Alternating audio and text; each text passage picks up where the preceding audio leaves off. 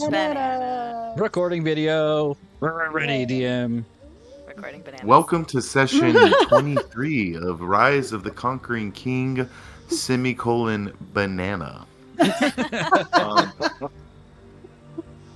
So the last time we all met, you guys were making your retreat from the goblin conclave of clans back through the bog, back south through Neverwinter Woods.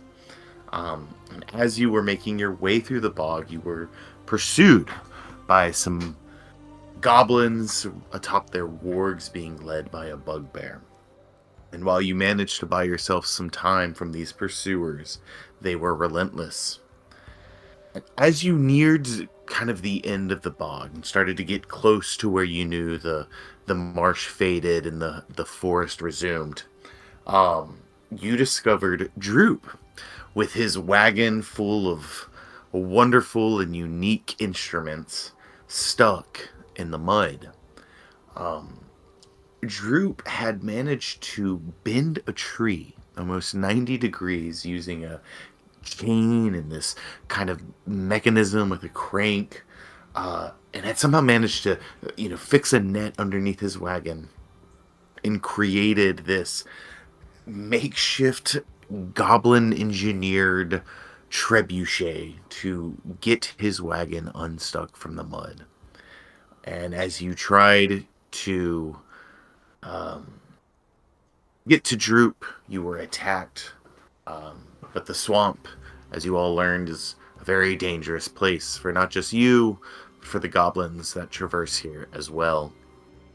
Once the goblins were dealt with, Droop tried to encourage you all to get on his wagon as he freed it from the mud, convinced that he could help travel through much of the woods with ease and expediency. But it seemed incredibly unsafe and poorly thought out. And I believe the biggest concern was for Pamela, who couldn't necessarily hold on for dear life as well as the rest of you. And you opted to not join Droop as he flung himself from the mud. All of you except for Ku. And that's where we pick up our session tonight. The five of you, including Pamela, are standing there in the marsh. You've just kind of had this fraught, intense skirmish with Madtooth and the Warg Riders as Ku and Droop activate the mechanism over Droop's cart and launch themselves hundreds of feet in the air. And before any of you have time to even kind of realize what's happening, Ku has already climbed on board and agreed to do this. And you watch as Droop, the wagon, and Ku disappear. Bernie, bleary-eyed, just kind of turns around, hears the wagon go off, but her back is to the wagon, so she's not quite like looking at it as it gets flung. She turns around, sees the wagon's gone, and just turns to the rest of the group. Please tell me I'm hallucinating. Are they gone? Are they still there? They went really high. Okay, so that he wasn't joking. He actually did that. Oh, fuck. Yep, there they went. Unfortunately, Fu is on there with him. We may have lost one of our companions, and it dawns on Dominic. He has all the loot from the Goblin King, doesn't he? Aye, as well as his life inside of his body. I hope he has a plan, but do we go after him? Do you see which way they went? And all of a sudden, off in the distance, you guys hear what sounds like just the loudest cacophony, an explosion, though I don't know you would necessarily have that word in your vocabulary, but that's essentially what you hear. This loud boom off in the distance. What direction was that? Well, I guess two things. What direction did the cart fly off in, and is the cacophony of noise coming from the same direction? Roll me a survival check. All right, IRL dice, let's do this. That is a 14. The cart was generally traveling south, which is ultimately the direction you need to go back to Delverton. South-ish. Hard to tell as you meandered through the woods. But you entered from like the southernmost point of the Neverwinter Woods and ultimately found them all. So that is the general direction the cart went, as you can kind of gauge from the setting sun. And you said you got a 14? Correct. Hard to tell, as the sound probably came from several miles away, dozens of miles away. Oh, But you okay. estimate that it was roughly the same direction. That noise came from what I can tell, the same direction, so that doesn't bode well for the cart, I don't think. Right, did you see which way the cart flew? It was about southeast, kind of going towards Delverton, so that's the direction we need to head. I think we need to hustle up it. How is everybody feeling? Hey, fuck. I can move. It'll be fine. Are you sure we can? I mean, I don't want to take any more time. I think we did get a short rest, but now that Koo's on that and there was an explosion or cacophony of noise, I don't feel right. Hey. Saley, we go get our boy. Yeah. Let me mark the tree in the direction that the cart flew, just in case we get turned around. I'll do it Good idea. every once in a while. And with my short sword, I'd like to just in the closest tree. I don't want to use like an arrow, so I'm going to use like a sort of secret symbol that I guess only me, and then I'll tell the others how it works. But Draw a card. I'm going to do three Triceratops horns that all point the direction that the cart went on the tree. I like that. Cool. Yeah. Very thieves' As canty. you pull out a dagger and start carving into the woods, you can like feel your elbow kind of quivering a little as the bark resists your blade, Koo, and you just like take a second, wipe your brow, or I'm sorry, Kitlin, and just take a second, kind of wipe your brow, and your muscles feel fatigued, it's hard to find the strength, and you have to kind of power through as you do this, a few of you, maybe out of the corner of your eye, even kind of notice like just how pale Kitland appears, even paler than usual, as you really struggle with this, as the exhaustion from how much blood you have lost so recently really kind of hits you, Kitland.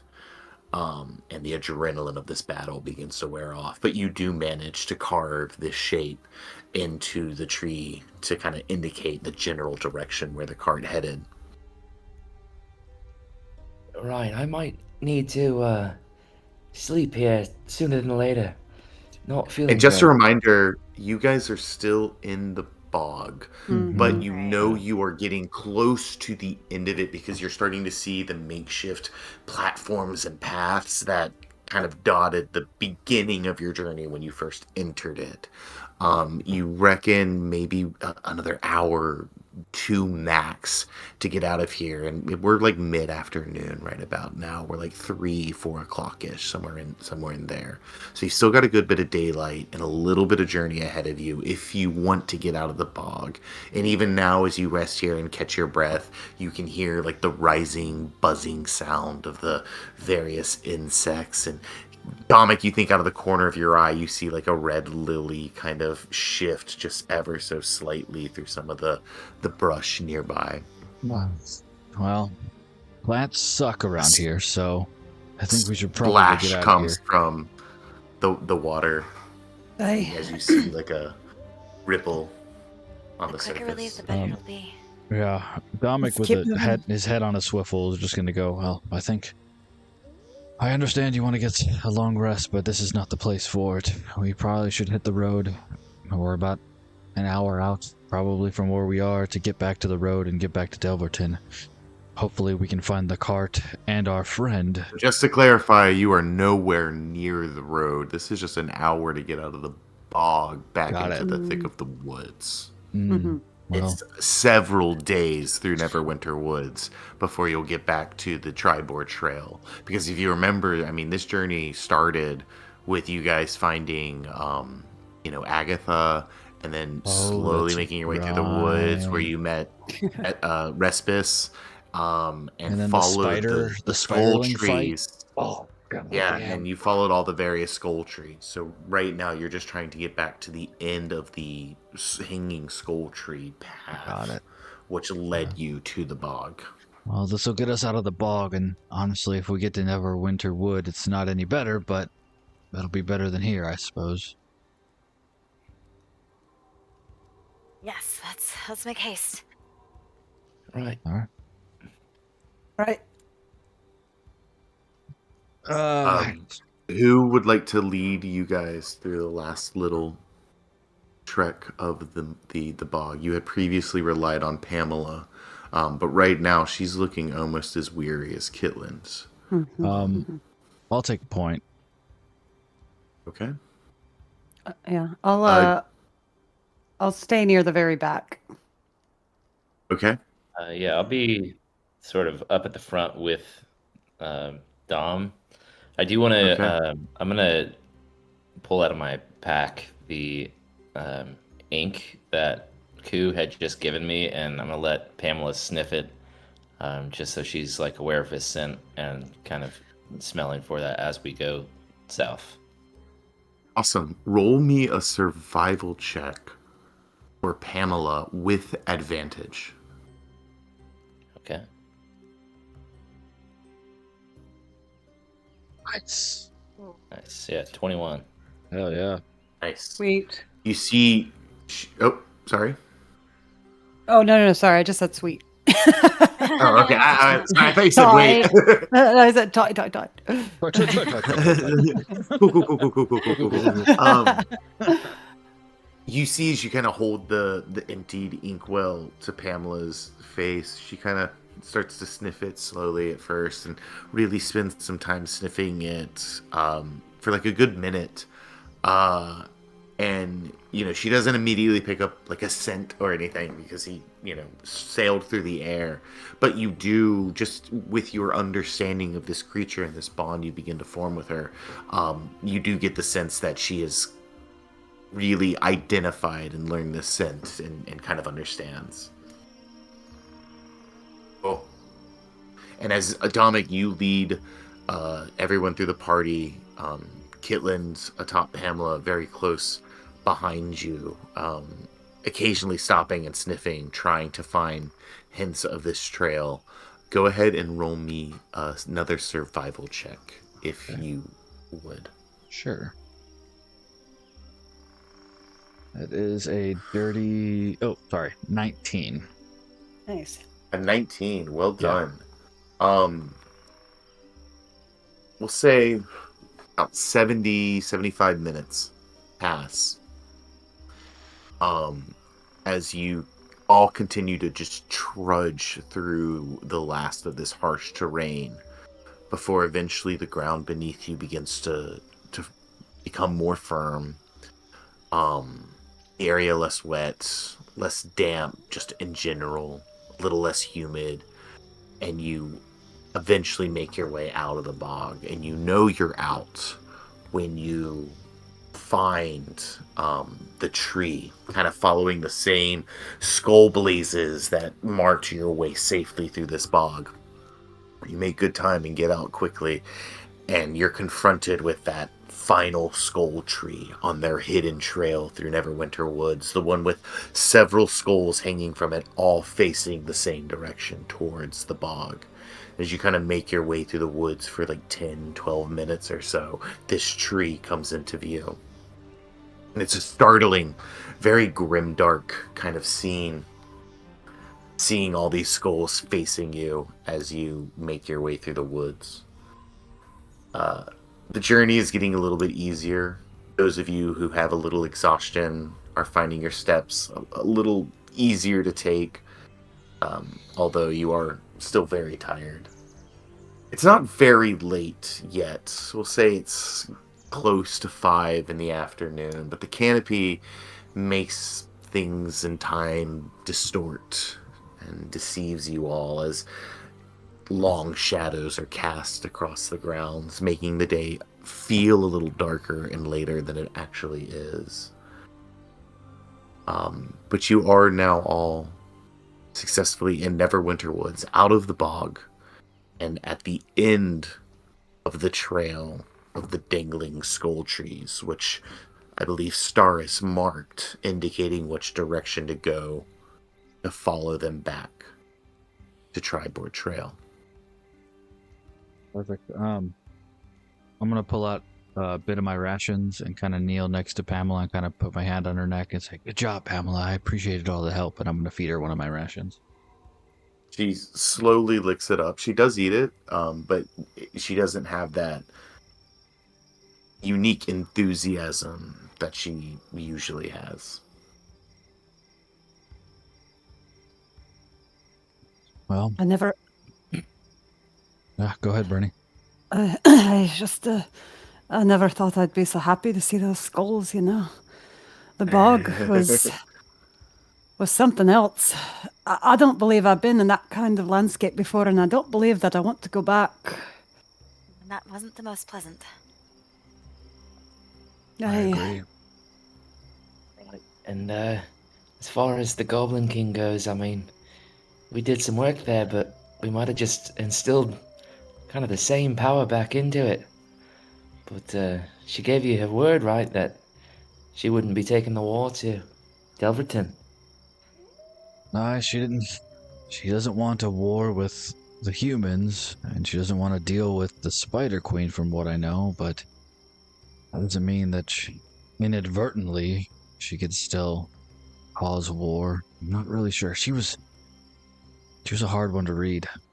Well, hopefully she'll leave well enough alone. Aye. Right, but that still means, well, the Spider Queen is probably still on her way there, and now there's not an army to slow her down.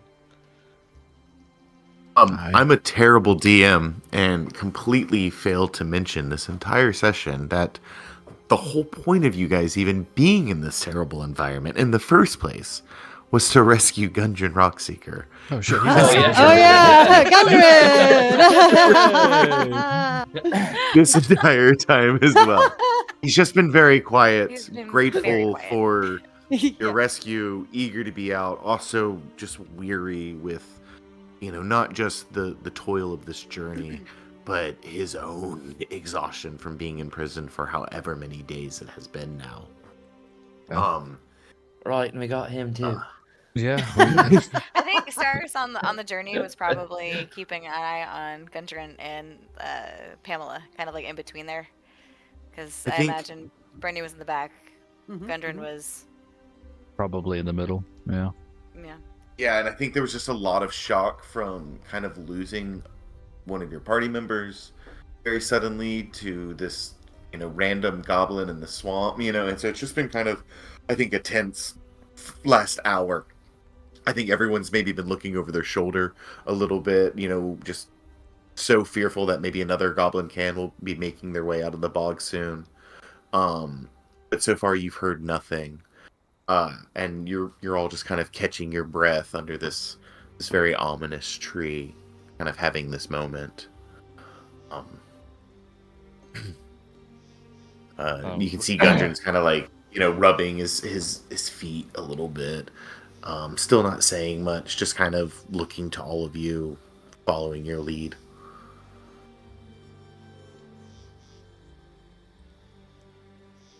Yeah, the reason that we came there was to either stop the Goblin King or just get away with Gundren, and I think you're right, Kitland, we kind of succeeded in both, but instilled possibly a worse situation. The fight is over, but the battle not won. Aye.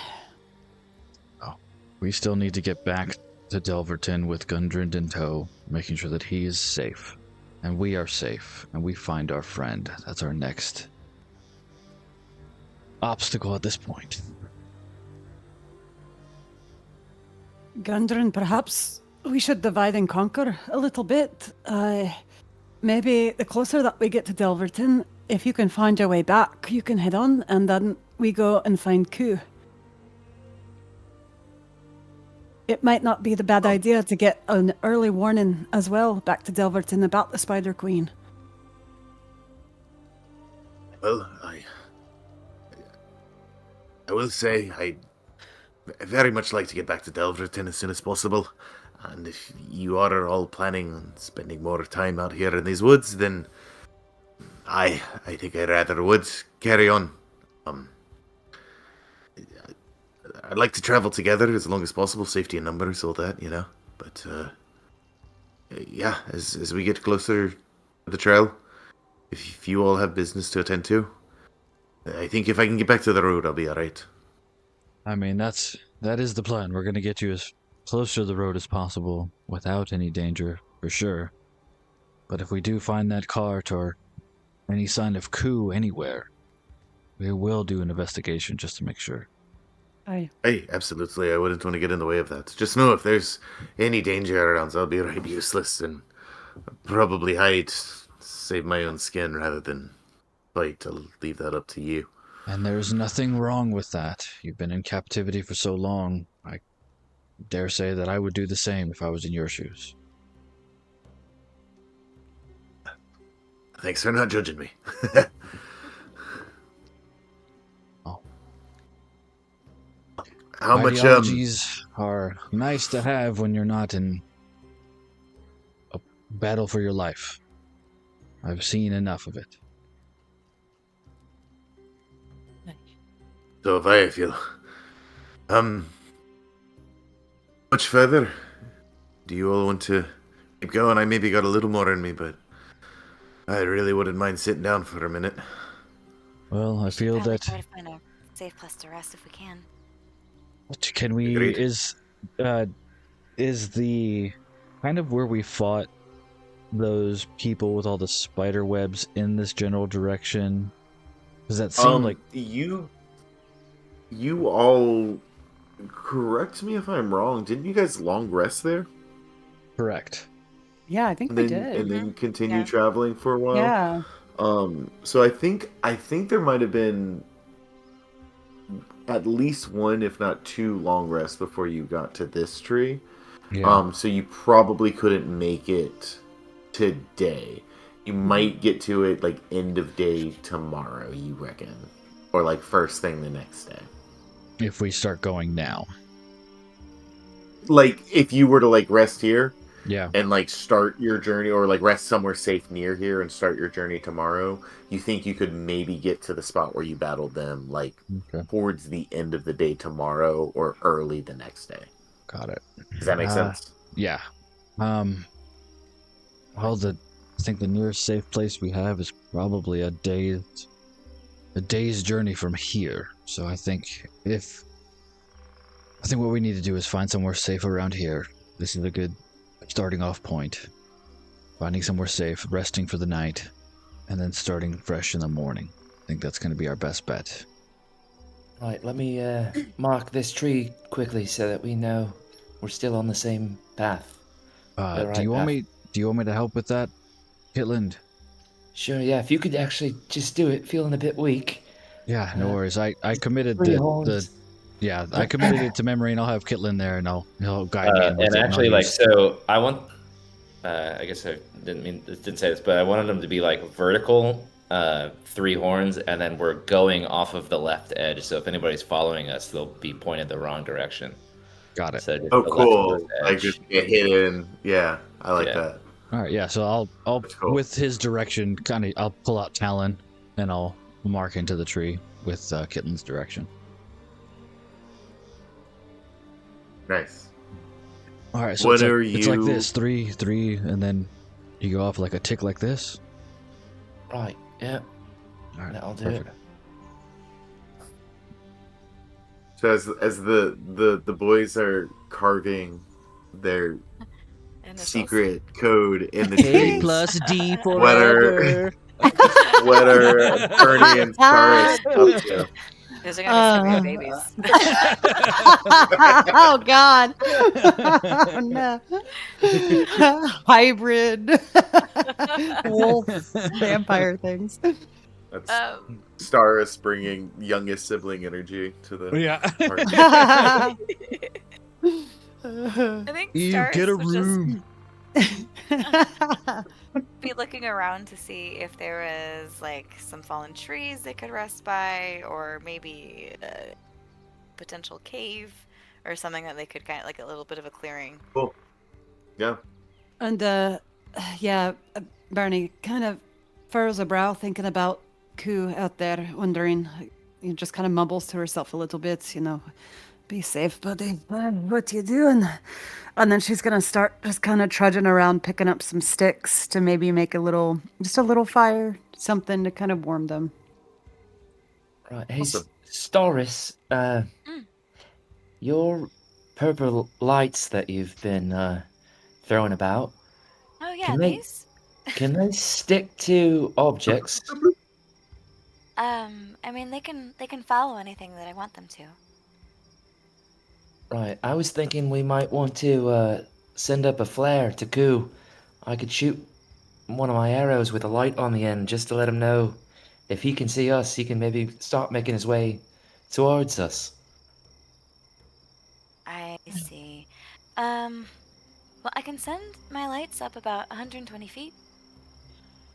The only thing I'm worried Right. about is that could also bring unwanted attention to where we I are. was, I was thinking Hey. the same thing.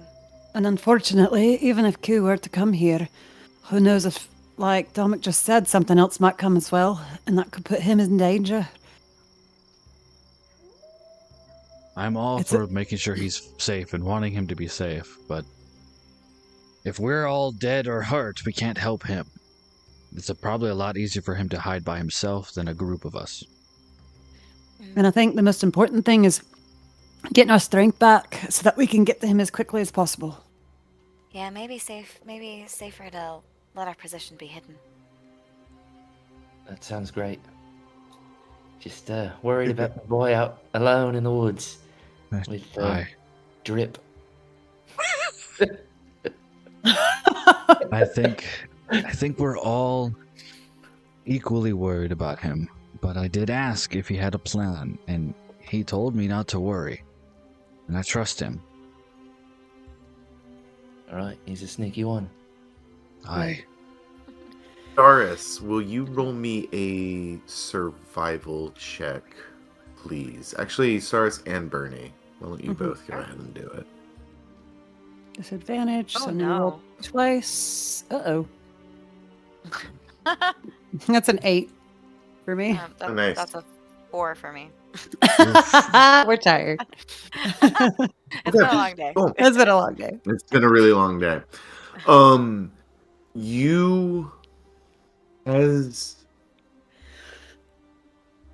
the shadows grow a little bit longer, as the just weariness of this very long day sets in, you start to try to look for a spot, and you look around, Stars, and I think you just have this like frustrated moment where you're like, it's all just fucking woods, like that, like. How is this spot any different than that? You know what I mean? It's just like it gets to a point where it all just starts to blend together and things don't make sense anymore.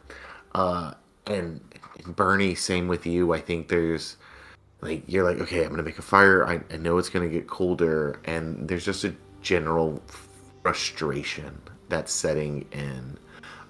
Eventually, as you all come together, I think the spot just sort of picks you in the moment, unless you want to just continue to push. But I will at this moment need another Constitution saving throw from you all, as there just becomes a moment where you just have to stop, I think. Alrighty. From everybody. Everyone. Let's do Con it. It's been a long saving. day. On It's save. been a very long day. Oh shit. And I have. Is it disadvantage on saving and ability checks with I exhaustion? believe the It's first level just exhaustion is just checks. just and Okay. attacks. checks. Yeah. Cool. Or not attacks. Just checks. Just checks. Okay. And saving throws. Checks and It i- saving throws. It is saving throws. Hold Okay. on. I think it is saving throws. Yeah, shit. It says I gotta find my card. disadvantage on ability checks. That's it. Oh. Well, let me just confirm. And we're going off legacy rules, right? Yeah, this one Yeah. says Yeah, each level of ability checks for exhaustion. level 1.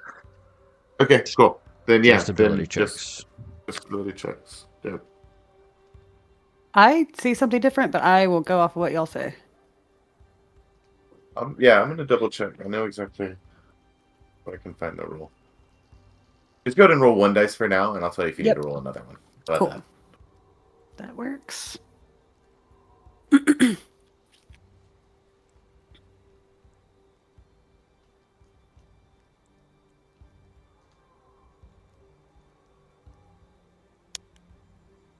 what did everyone get? Not very good. Oh. I mean, got it. Yeah, if it's 19. one roll, I got 16, but if it's two, I've got exhaustion also. I rolled 5. The DC was Uh, 13. Oh, good. I rolled a 21. Yep, 19 here. Okay, nice. Yeah, I'm so sorry, guys, that I don't know the rules. Yeah, you're okay. good. There's Actually, only like DM, you should know a all the rules, billion. damn it. All the time. No excuses. All the time. Yeah, every single one. Yeah, I just looked up in Okay. D&D Beyond, if you go to conditions and then the drop down of exhaustion, I was just looking off legacy rules. Same, And it 'cause there's, says like, legacy definition. disadvantage on ability checks. That's all it is. Cool. But it is whatever DM deems necessary. Yeah, I just looked it up on Google and it says ability checks and saving Oh. throws, but that might not be legacy, so I don't Don't know. believe There's- everything on Google. That's Google your knows friend. Yeah, Google yeah. Lies. lies. These are our other characters. These are our characters now. Our third backups. The wizard know-it-all and things. We're the wizards of Waverly Place. Don't mess with us. Hey.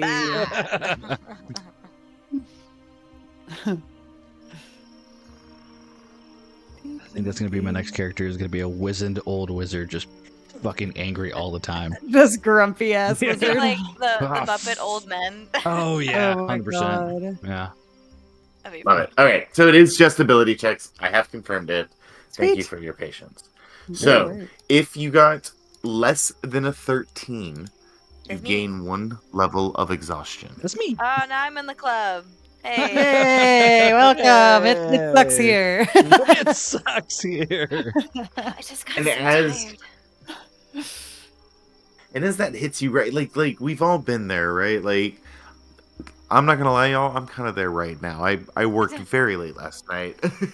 Yeah. But it's just that moment where, like your vision just starts to blur a little bit at the edges, everything, and the apathy kicks in, and you're trying to put in the effort, you're trying to put in the work because it takes effort to be safe out here, and it's just getting more difficult, and you feel that set in, and like I said, the camping spot kind of finds you. If you would like to push on and potentially roll again to try and find a better spot, you may, but I will ask you to roll again.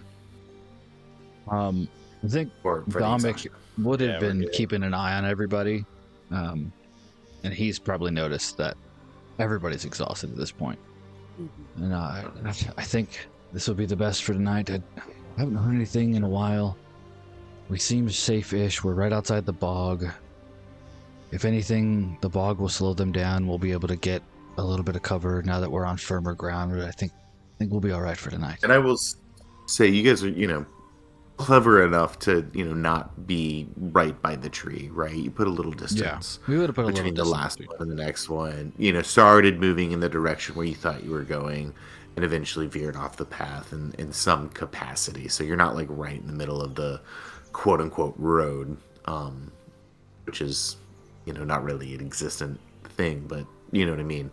Kind of off the trail. And yeah, Off the eventually rush. Bernie gets a fire started. You all start to gather, kind of going through your things. And the shadows elongate a little bit more. I think you start setting up, while there's a bit of daylight left. And by the time you've kind of got a small campsite going, I don't think the sun is quite set yet. But again, with how many trees there are, it feels much darker than it is.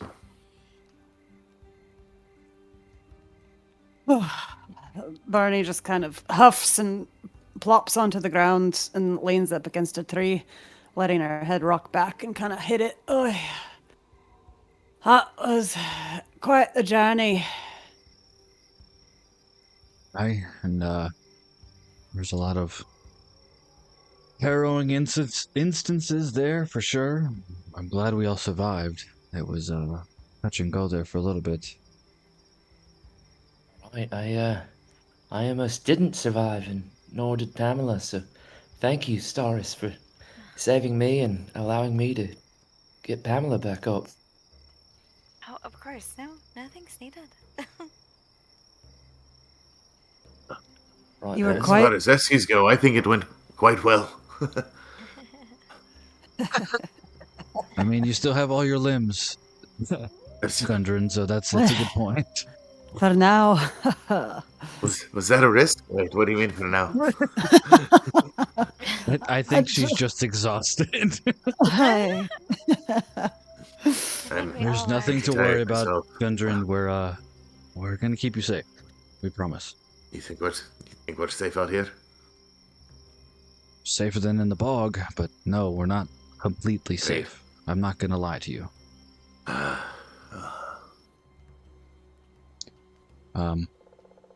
I'll take first. I'll definitely take first watch tonight. You guys need your rest. I'm as good as I can get for now. I'll meditate and relieve you when I come to. I appreciate it, Star. Right, That's clever. I'll need me rest tonight, but I don't know. You're what I right. would have- By the way, and I don't mean this, like any offense, but you don't look good at all. No, I lost me bloods, so You need that. I think, Right. Kitlin, It's very just a good night's rest for you and Pamela. You'll be right as rain, don't you think? well, that's the hope. Gitland, what you did back there, I didn't quite see all of it, but seeing you storm off, going over there was quite brave. Hey, Thank you, but also thank you, all of you.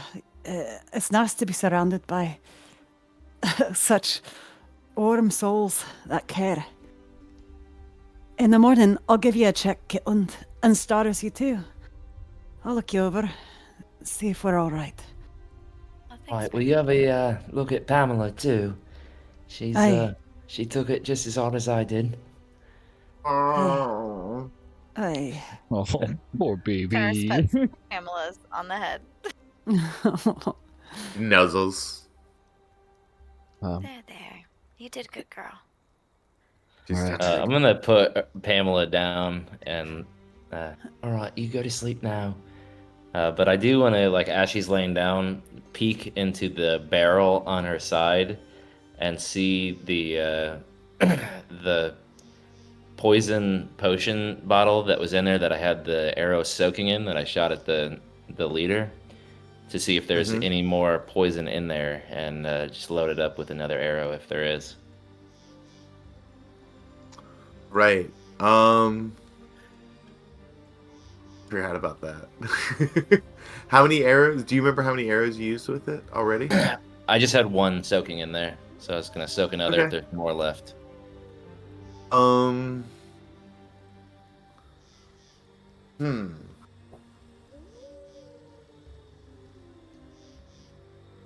As you investigate it and look at it, it looks like there's a decent amount still left in the bottle. All right. I'm just gonna put the top back on and open up the little hole cap for where the beer comes out of, and put another arrow in it, Mhm. and let it soak Yeah. overnight. Yeah, there seems to be a good amount, but it seems the method you have, you can kind of only do one arrow at a time. Cool. So like once per long rest, you can like recharge it. Nice. Cool. Now I'm curious, like a cup, like a liter, like How much poison are we talking about? Well, I mean, like it's liter of cola. probably, I would say, Give me a liter of cola. like a half pint, maybe. Mhm, So mhm. like a cup. Yeah, right. It's a Because what's a cup and a pint? half. 20 ounces. A Yeah. cup So is a like half yeah, pint. like 10 Yeah, ounces. 10 ounces. Yeah, so it's like a cup and a half. Nice. Yeah. Because There it's you like a go. potion bottle of it, right? Yeah. Yep. Yeah. Okay. And the idea, I'm sorry, I thought you because said the barrel. idea, It was in a No, barrel it's- at the side of Pamela's. yeah, liquor. yeah, it was like a thingy fashioned. Yeah. Mhm. It's on the side of her saddle or whatever. All right. I think everybody kind of gather up near the fire and get some warmth and get some rest. I'll get first watch. Thanks, stomach. Right. Yeah. All right. Say, Anything? Staris, Oh. do you know how to sew? So conceptually, yes. I'm not very good at it. Stars, I'm gonna roll me a history check. I know this is not what you use history for at all, but do it. Do it anyway. Oh, nice. 15. Hell yeah, with a +0? Hell yeah. Uh-huh. Oh Not wait, bad. disadvantage on ability checks? Oh yes. Yes. Yep. Alright, sorry. That was history. History! That's hilarious. History. Oh my god. Yep, Damn it. that sounds about right. Nailed it. Classic. I remember stabbing myself with a needle many times. Here's the thing. Exactly, dude. You took so many sewing lessons, and like, yeah, theoretically, you know how you can, but I think if you could list like everything you've learned how to do in order from your favorite to your least favorite, sewing would absolutely be at the bottom of the list. Like what it was like the one class you took that you were like, I would rather jump off the roof of my house than spend another minute in this Definitely class. sewing PTSD. Woof. Yeah, I'm not very good at it. Well, And doesn't elaborate. Right. I was gonna see if you could sew me hat back together. I know it'd be a bit smaller, the hat, but it maybe Koo knows. I'll just keep wearing it as a neck warmer. Hey. Kitlands, bring it over. I'll bring the hat, take off the neck warmer, and hand it over. And I've got a twine spool if you need it, but I That's haven't all got a right. needle. That's all right. Is this your red hat? Yeah, that I cut the top off of, so now it's just a neck warmer until the so now it's just gonna be like Viscera and all kinds of weird like a shit. in it. it's Yeah. gonna be like a Brooklyn, New York hat if it gets sewed back together. One of Oh, those that- little hipster hat. beanies that everybody, Yeah. like hipsters wear. Yeah. So he cut like the grossest part of the hat off, but this thing was holding a like goblin heart for a long time, and even Did you though rinse it like the out? soaking, sopping wet like part that came in direct contact with it isn't in there, like there's still streaks of blood on this thing, and How does like it smell? it smelled God. horrible. Like, and then he's just you been guys have wearing been it around his nice. Like neck. no one said anything, but like even like as he walks over to you with the kid, like you all smell it as it comes. It's very like, ooh. Oh, I thought that was So, just your BO. Holy shit, that's your hat? Well, Oh, it's a and good where hat. is the heart now? Did it got And thrown into the the water? alligator ate it. Yeah. Yeah, Yeah. right. That's it. That's it. That's it. As Kitlin brings us over, Bernie's like, just picks it up betwixt her fingers and looks. Kitlin, I don't mean to second guess your fashion choices, but you might want to get a new hat when we get back to the city. This thing reeks. I've had At this least hat wash my it. whole life. My parents gave it to me, so I'd Aye. like to keep it No. if possible. I do understand that. I think a deep cleaning is in order then. I very deep cleaning. The deepest. But now we'll get it back into some sort of shape, though. Hey, Nobody Bern- has prestidigitation, do they? Absolutely not. no. Very gingerly, holding just the least amount of the hat that she has to in order to do this.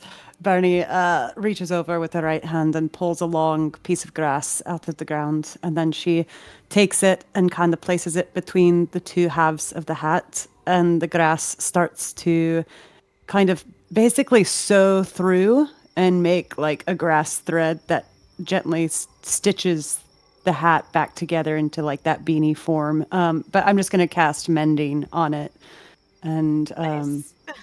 and yeah, just a little Nice. piece of like yellow or green grass, just zip, zip, zip, zip, and like twist through it to hold it together. Yeah, that is so much better than what I could have done. That's a little trick that my mum taught me. Thank you. How does it look? I'll put my beanie on with my yeah, just Not a 60-year-old hipster.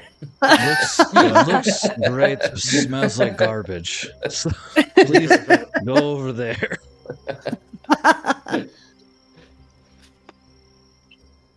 All right, I've got to go to sleep now. Yes, you all need your rest. Go to sleep. Oh, and I'll curl up next to Pamela. So, Cyrus meditates. Itlin kind of peels off from the fire first with Pamela, then Staris, then eventually Gundren. No one going too far from the fire. Everyone's still, all pretty close together. Kind of leaving Bernie and Dominic to linger for a moment. Hey, I know that sleep's gonna take me here soon, Dominic, but you're not off the hook, Things have been happening to you that I don't quite understand. And it's not that I judge you, it's just, well, how do you feel about it all? I haven't the faintest idea what you're talking about, Bernie. Just kidding. Yeah, it's Aye, don't joke with me right now. Oh, so you can joke when you're basically exhausted, but I'm a dwarf. It's part of our freaking DNA. Aye, that's fair. But He's also right.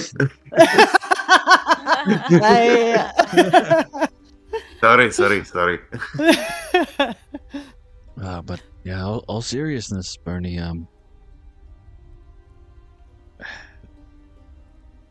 It's an interesting feeling. It feels. What's the word? It feels foreign when it happens, but then I feel also a little bit of elation. Like I'm powerful. I can do things. I can protect the people that I want to protect. But there's a lot of risk in it that I've noticed, especially if I am not careful. What does that mean? Er, What do you mean? It's a feeling, I guess. Well, if I'm not careful with the decisions I make and the choices I make, and I just run in and just let the, I guess, animal instincts take over, I really do become feral, and that's scary. It really is. I felt a little bit that urge in the fortress, and I would never want to hurt any of you willingly, for sure. I hope you know that. But I only told Ku this because he was there when I did this, but there's something wrong with me in the sense that I don't know where this power came from. And I suppose it's going to come out in the open anyway. I don't remember anything of my past. The last thing I remember was waking up in a crypt outside of town, and a couple towns outside of Delverton where Gundren hired us. That's it. Crypt, you say? Like a place for the dead? I was on a monolith, I guess, laying there. Just my armor, nothing else. Above ground or below ground? Above ground. It was inside one of the crypts that you kind of cover up with a stone. Something, it seemed ancient. It was like inside like a mausoleum, in like a stone. Yeah. It was ancient. Often within the mausoleum. That's all I remember. And it was the Neverwinter graveyard. Oh, so it was Neverwinter. All right. Mm-hmm. It was within the city. I woke up within the city. I stumbled out, didn't know where I was, who I was, when it was. And Gundren found me in one of the taverns. Ernie, you are not from Neverwinter. Mm-hmm. But are you proficient in history?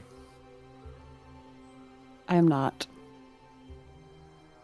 Okay. That's quite a story, Dominic. And I have to say, I do believe every word. I can see it on your face. I can feel it in your energy. But I grew up around shapeshifters. I am one. I don't know where it comes from necessarily, except for possibly the light of our willow tree. But I've never seen other shifters outside of my temple, outside of my home, my village. And I certainly have never seen any that turn into what you turn into. Well, I mean, yes. I am not a shapeshifter, as you say, in the common sense that you know. You are taking on the form of something when you change. I've seen it. The brilliant light, the majestic change that you go through. You are not in pain when you do it. Unfortunately, mine is derived from my blood. And I break every time I use that power. Aye. That sounds awful. I'm so sorry. It's not pleasant, but if it helps me protect the people I care for, I will gladly use it. And you have no memory. Nothing that could clue you into any of where this came from. Or why. Premonitions, I suppose, every once in a while. Bad dreams. I don't know if they're nightmares or something I'm remembering. I'm still trying to piece it all together. Who was helping me with it? I really want to get him back so we can start doing some more research. But I do know that if anything comes up that you feel that any of you could help me with, I will bring it up. But as of right now, I just need to figure it out. It's scary. Very scary. You've never had to wake up and not remember anything about your childhood, where you grew up, your parents. It's unnerving, to say the least. You don't know who you are at your core, and I'm trying to figure it out, but I know deep down inside that I need to protect. That's what I'm here for, is to protect. Damek, you might not know where you came from, but I can see clear as day your core. You're a good man. You're a protector, like you just said. And don't lose that to whatever this thing is, no matter how much power. We're here for you. Appreciate it, Bernie. Now get some rest. You need your rest. All right, but don't go shifting on us, you know. I don't want to wake up. And, I don't know. And Bernie just kind of rolls over to the other side and drifts off to sleep way faster than she thought she was even capable of. As sleep begins to take you, and you're in that weird liminal phase between wake and sleep, and you hear the crackle of the fire slowly hypnotizing you, lulling you. Roll me an insight check, Bernie. Disadvantage. 16. 16. Hey, nice. Woohoo. You believe everything Dominic told you. And you believe in your heart that what you said about him is true, that he is a protector. But with a 16, Bernie, you can't quite shake the feeling that there's something he's still keeping close to his chest.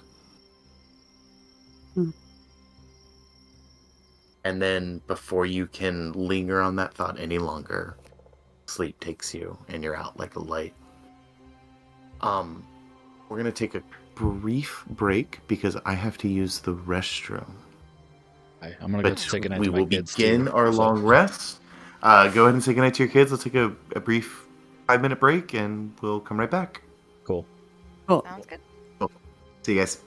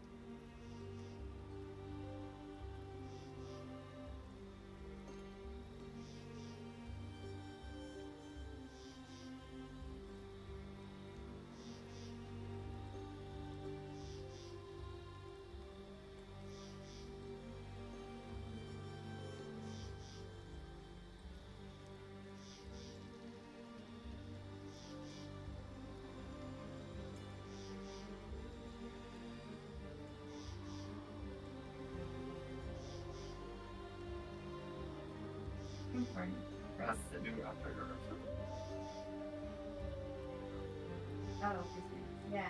You want a snack? Oh, great.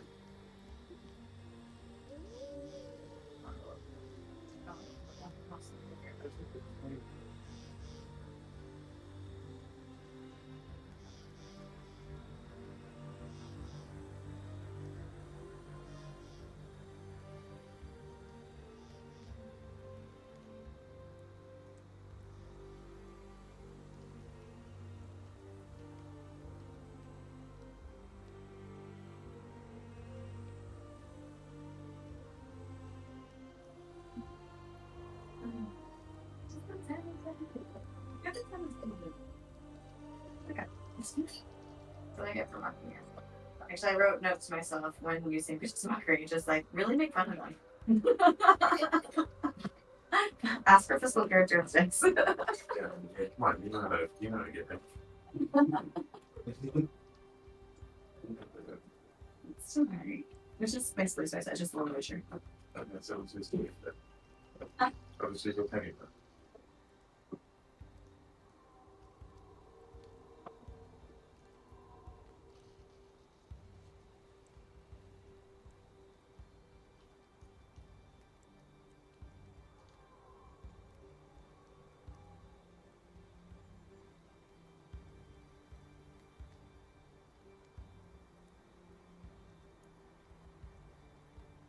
Memories. I just say. Really? Yeah. I don't like rice pilaf. I don't like bad rice pilaf. That's different. Yeah.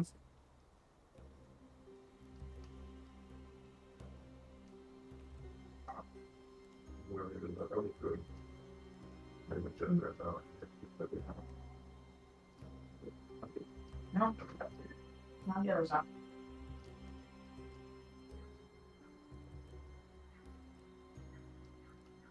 Okay.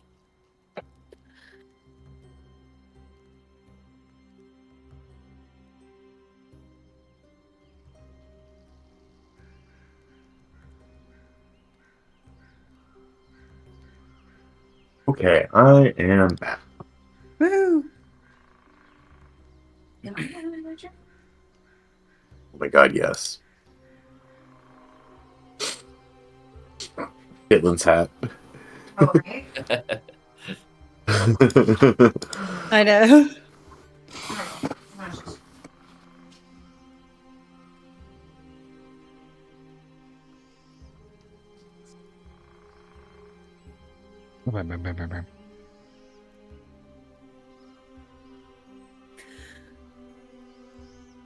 I'm back.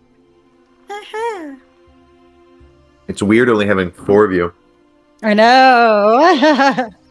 Who? Two. Where's my two? Where's my kill? All right. I think I'm back. there she is. Woohoo! Yeah. All right. So, Kitland, Pamela, Bernie, and Staris, you all slowly drift off into sleep and or meditation, elves. As Dominic, you kind of linger by the fire, keeping an eye out. Yeah. I think the Dom, after having that conversation with Bernie, he's really in his head right now. He's staring at the fire, listening to it crackle, and his hand kind of goes and touches inside of his chest plate, where the cards are kind of hidden away. And kind of just says to himself, "Is this the time? Should I?" Blast it all. And he's gonna pull the deck of cards out. Okay. You reach into your breastplate and you feel the soft handkerchief that kind of envelops them and pull it out. You see that eye insignia that you have now seen twice. This handkerchief and on Esmeralda's the back of her hand, the tattoo. And you peel the handkerchief away, and you see just this deck of strange alien cards. So he takes a deep breath. Okay. Let's see. He's gonna kind of straighten the handkerchief out on the ground, kind of make it a flat, clean surface that he can put the cards down on. Eye symbol facing up, and he's gonna put the deck down in the middle, and he's just gonna kind of cut it, Mm-hmm. and then kind of cut it again. So he's got 3 piles, Mm-hmm. and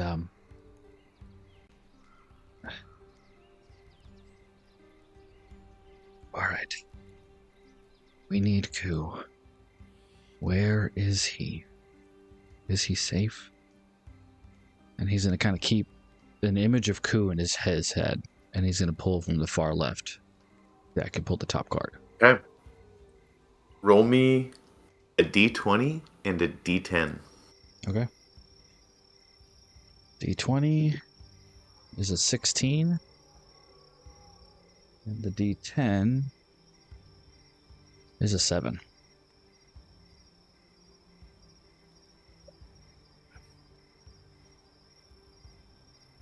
Okay. You flip over the card of the deck to the left,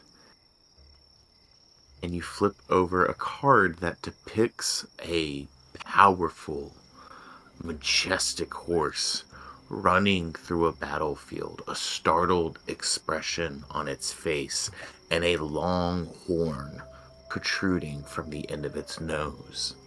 You've drawn the unicorn card. Roll me an insight check, Dominic. Insight. It's an 18.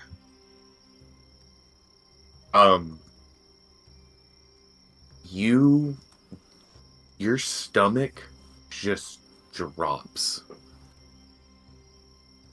and you can't help but get the sense that Ku, as you just like see this startled expression on the unicorn's face. And what's what's unique about this card is it's a beautiful animal. It's a majestic, incredibly rare, magical, powerful animal.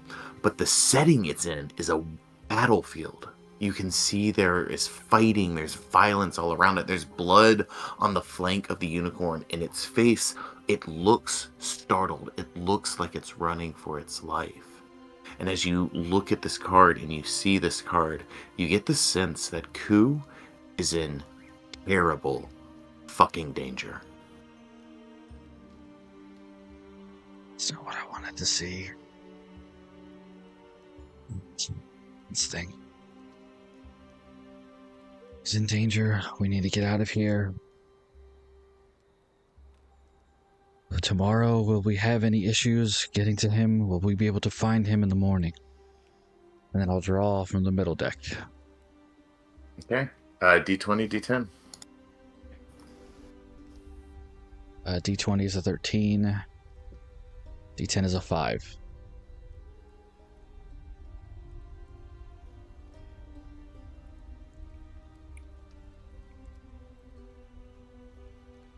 Is that a 5?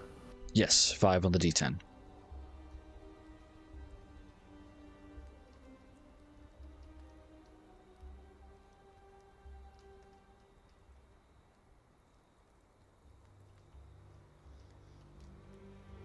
You flip over the next coin,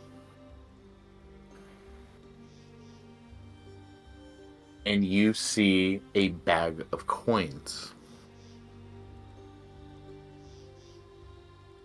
The bag of coins that you see is it's like sitting on a table, and you can see like sitting around the table, like just kind of off frame of the card, it looks like 2 people have like their hands kind of clasped just behind and off focus.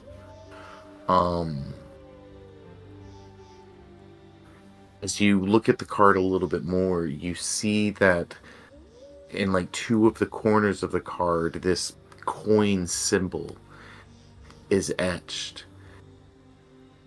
We can count 5 coins sitting on the table surrounding this full purse. This is the 5 of coins, the full purse. Roll me an insight check, Dominic.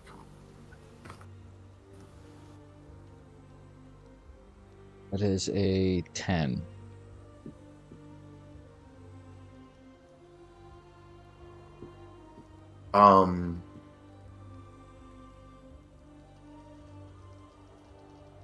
This one doesn't feel as clear to you as the unicorn. If there's a message this deck is trying to tell you, people getting paid for a job, this one just feels more random in the moment to you. 5 coins, 5 adventurers. That doesn't mean Pamela. I mean, is she part of? She's a part of the team, but is she? This card doesn't make any sense. All right.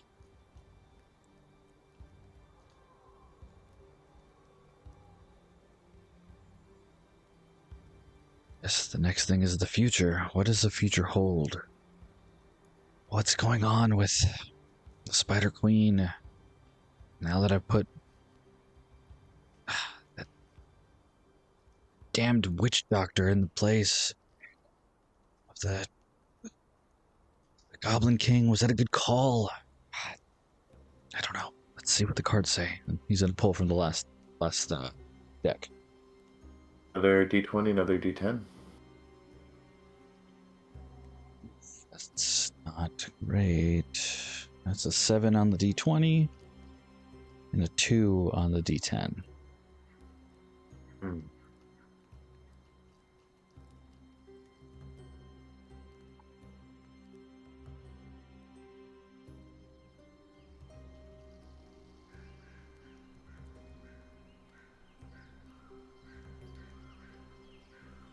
As you pull the last card, you hear like a rustle behind you, and you hesitate for a second as you stop, scan the area, do an ocular check of your friends, make sure they're okay.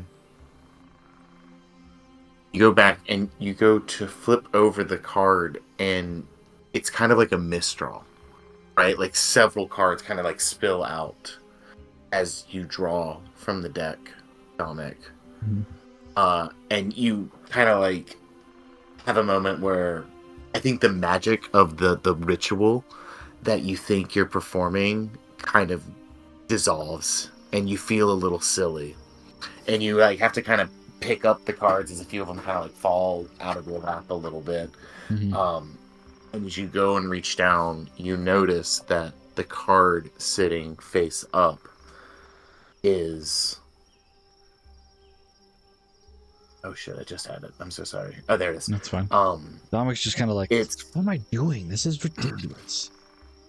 You go and picked up, you see, like, you kind of pick up, yeah, exactly, and you put all the deck together, and... This is stupid. I don't know why I even did this. This is dumb. You realize there's no point in this. There's a card you missed as you're putting your deck together, and as you bend over and reach down and pick it up and hold it up to the fire, you realize that you have drawn a card that has what looks like a ritualistic summoning circle drawn on it. And you see that it has 8 different points on it, and each point is marked by a pentagram or the drawing of a star. And just like the 2 of coin or the 5 of coins card you draw, you realize that this one has stars in the corners, like the coins one did. As you draw the 8 of stars, the summoning circle. Roll me an insight check with advantage. That's natural 19 plus 2, so 21. And a 7, so 21.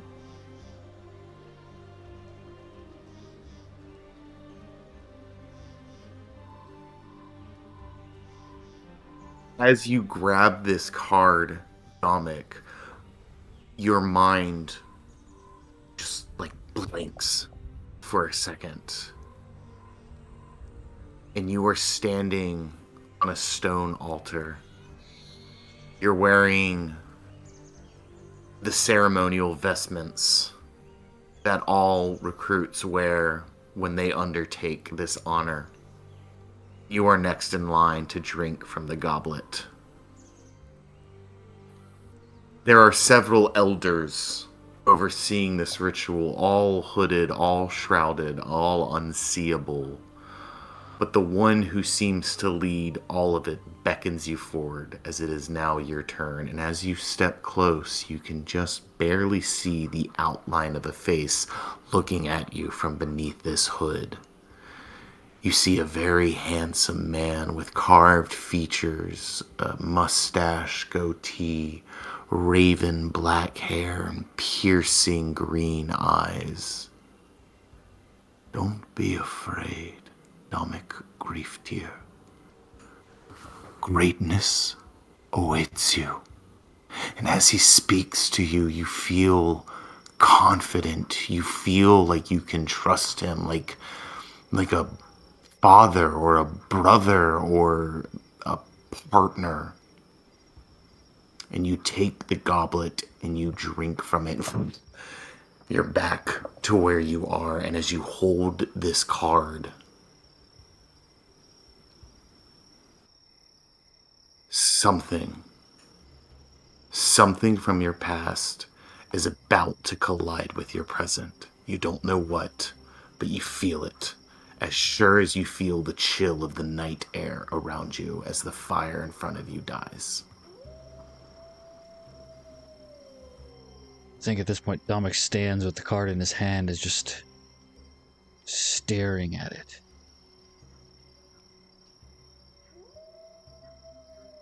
Shit.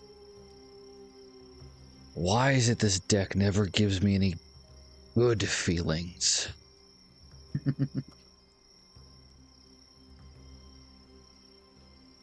And with a shaky hand, he's shaken with this premonition he just had. He's gonna kind of kneel down and ceremoniously put the deck back together, wrap it up nicely, put it in his armor plate, basically right above his heart, kind of in a hidden pocket that's right there in his armor. And pull up his cloak and kind of pull it close.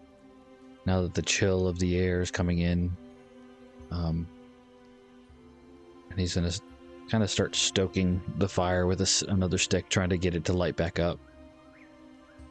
And yeah, I think he's just gonna be caught in his thoughts now of how he thought this was silly at first, and he couldn't believe that he was doing something ridiculous like this, and then after that, he might be second guessing that.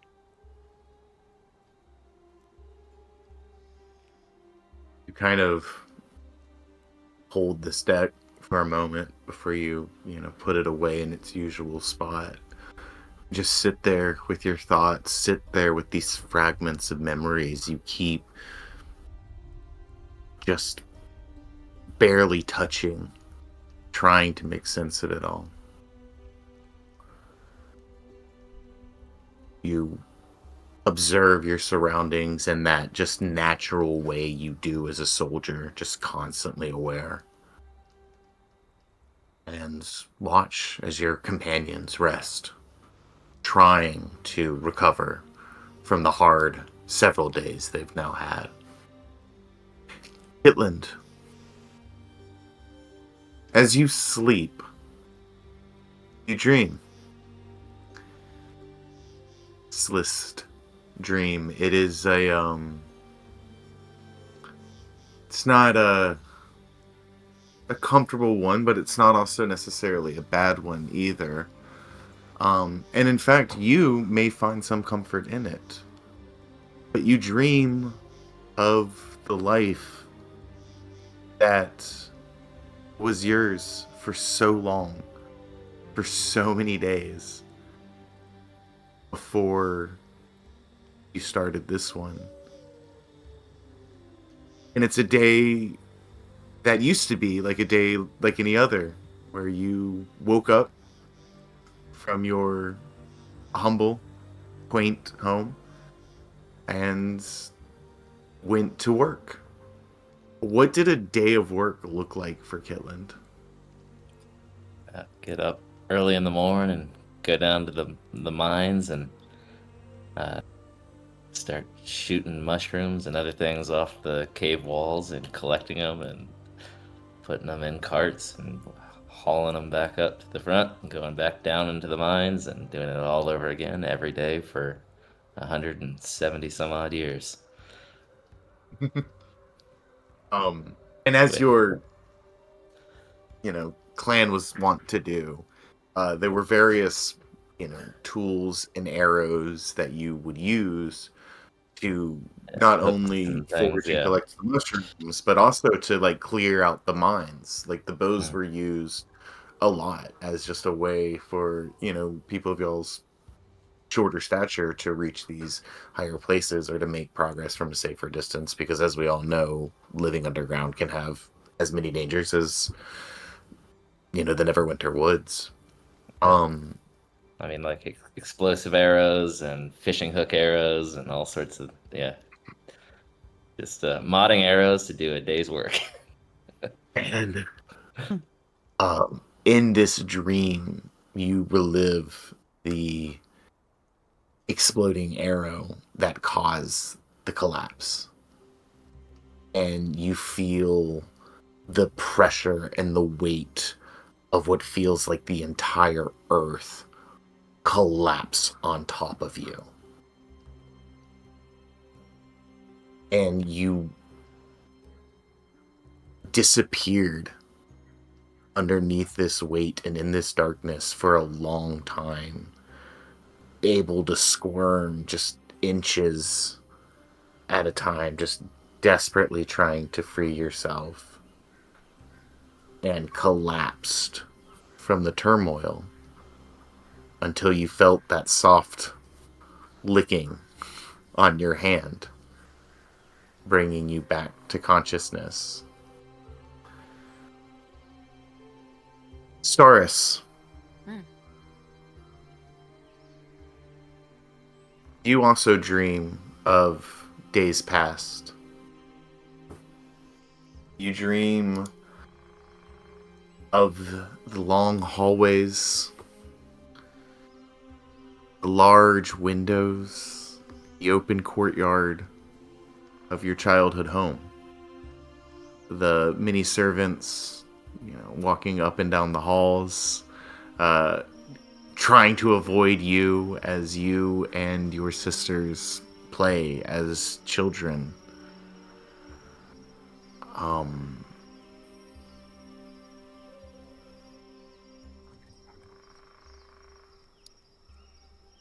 There's one day where your parents are busy with work or something you're a little too young to understand, but it was a day where you basically had the house all to yourself with your sisters. You were maybe 4 years old.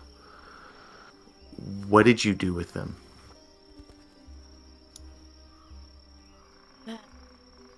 Yeah. Uh, so my oldest sister was the more serious one, so I feel like she would play with us but kind of try to keep order. And then my middle sister, prone to wander about outside, would always try to find any excuse to get us out there.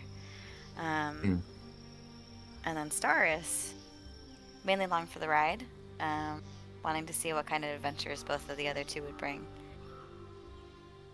So, combinations of running amok through the woods, I guess the gardens and the woods near our home.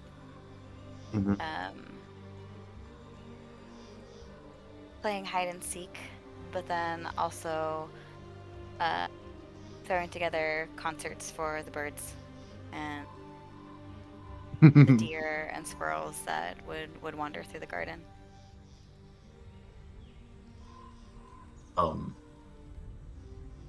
There's it's I think it's exactly that, like the way dreams do, where they constantly morph from one scene to the next, and you're kind of reliving these fragments of these memories.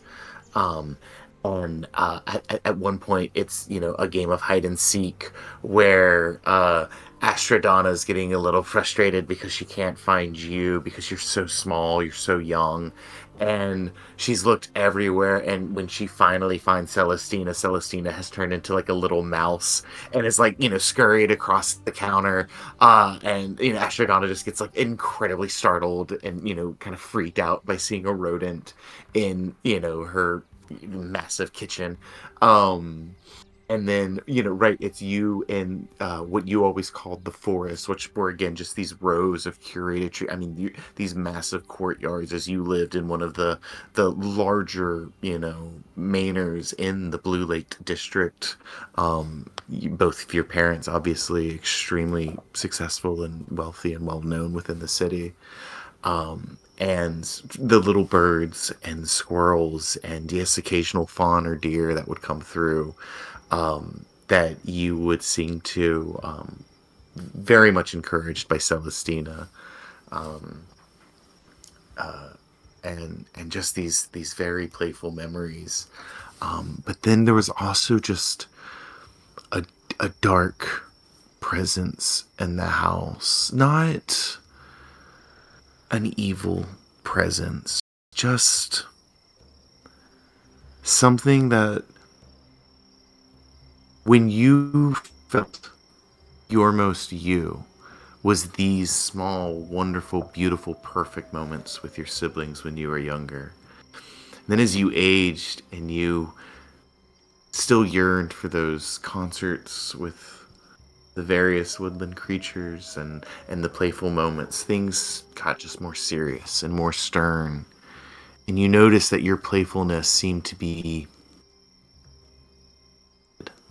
by those that once welcomed it. And the dream, which starts so bright and full of such fond memories, begins to fade in color slightly, as you age, and your sleep grows just slightly more restless. Bernie, Mm-hmm.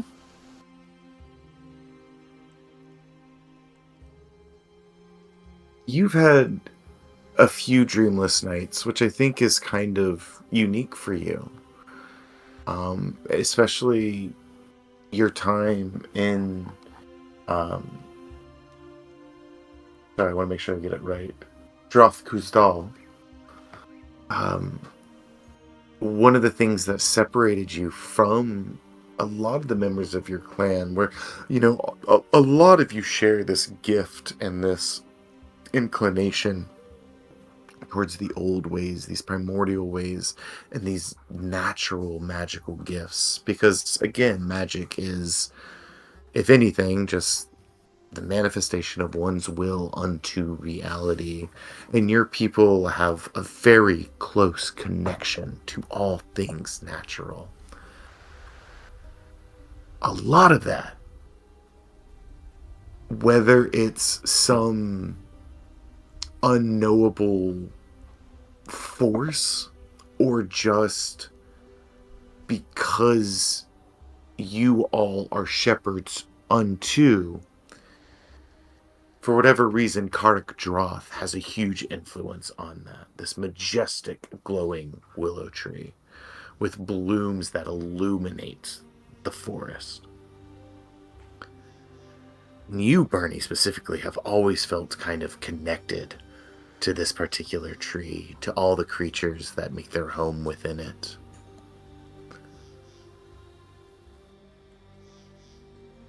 You once had a vision, a startling vision of something very bad happening to that tree. And when you left your village, the tree was undergoing some changes you had never witnessed before. Your sleep is dark for a very long time, But then a dream comes to you slowly. Just a faint light in the darkness.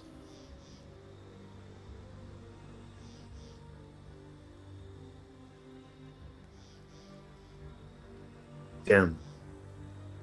Growing dimmer. Dying.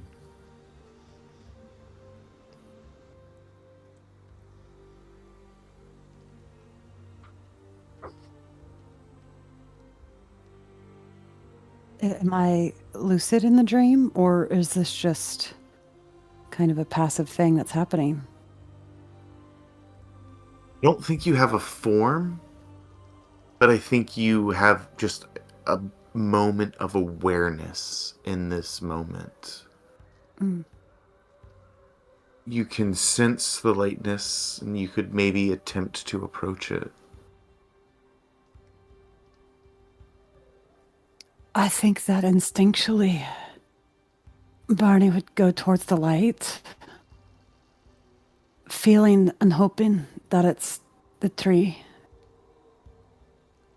It's The not the last time. tree, but as you approach it, it is one of the small blooms that used to just glow so magnificently, and you see it just, its light fading in front of you.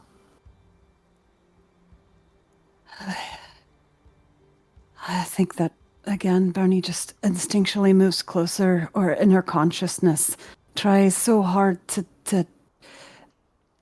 travel her brain, her sight, her vision, as close as she can get, trying her hardest to reach out in whatever way she's capable of doing.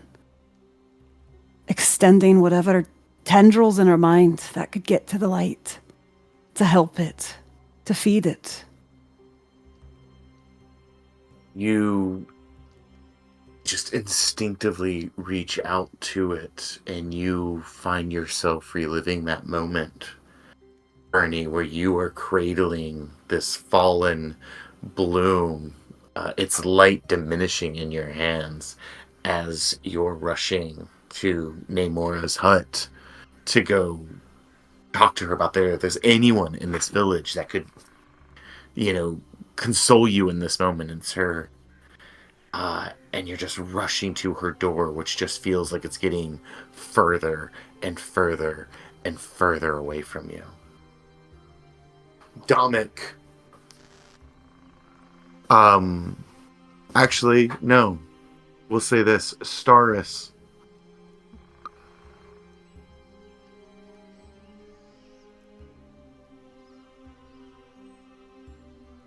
As you come to, it's there's like a bittersweet sensation. Joyful memories of your childhood, but then also a little bit of that pain of having to leave and the reasons why. But 4 hours have passed, and you awaken from your meditation.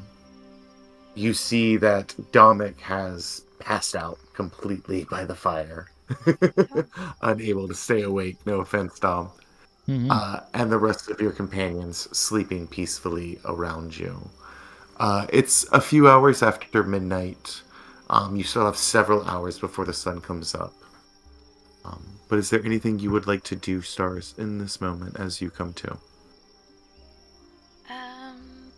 Yeah, so Stars gains her consciousness and sees Dominic now asleep. Mm-hmm. I think she Like sitting up, his, with like his head like leaning pulls up his way covering, far whatever he over. has around him, just to kind of like tuck him in, make sure he's okay. You're kind of cold.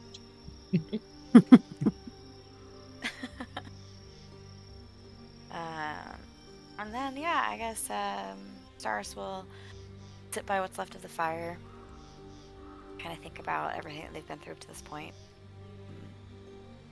And words kind of come to her in a song where she's just reflecting.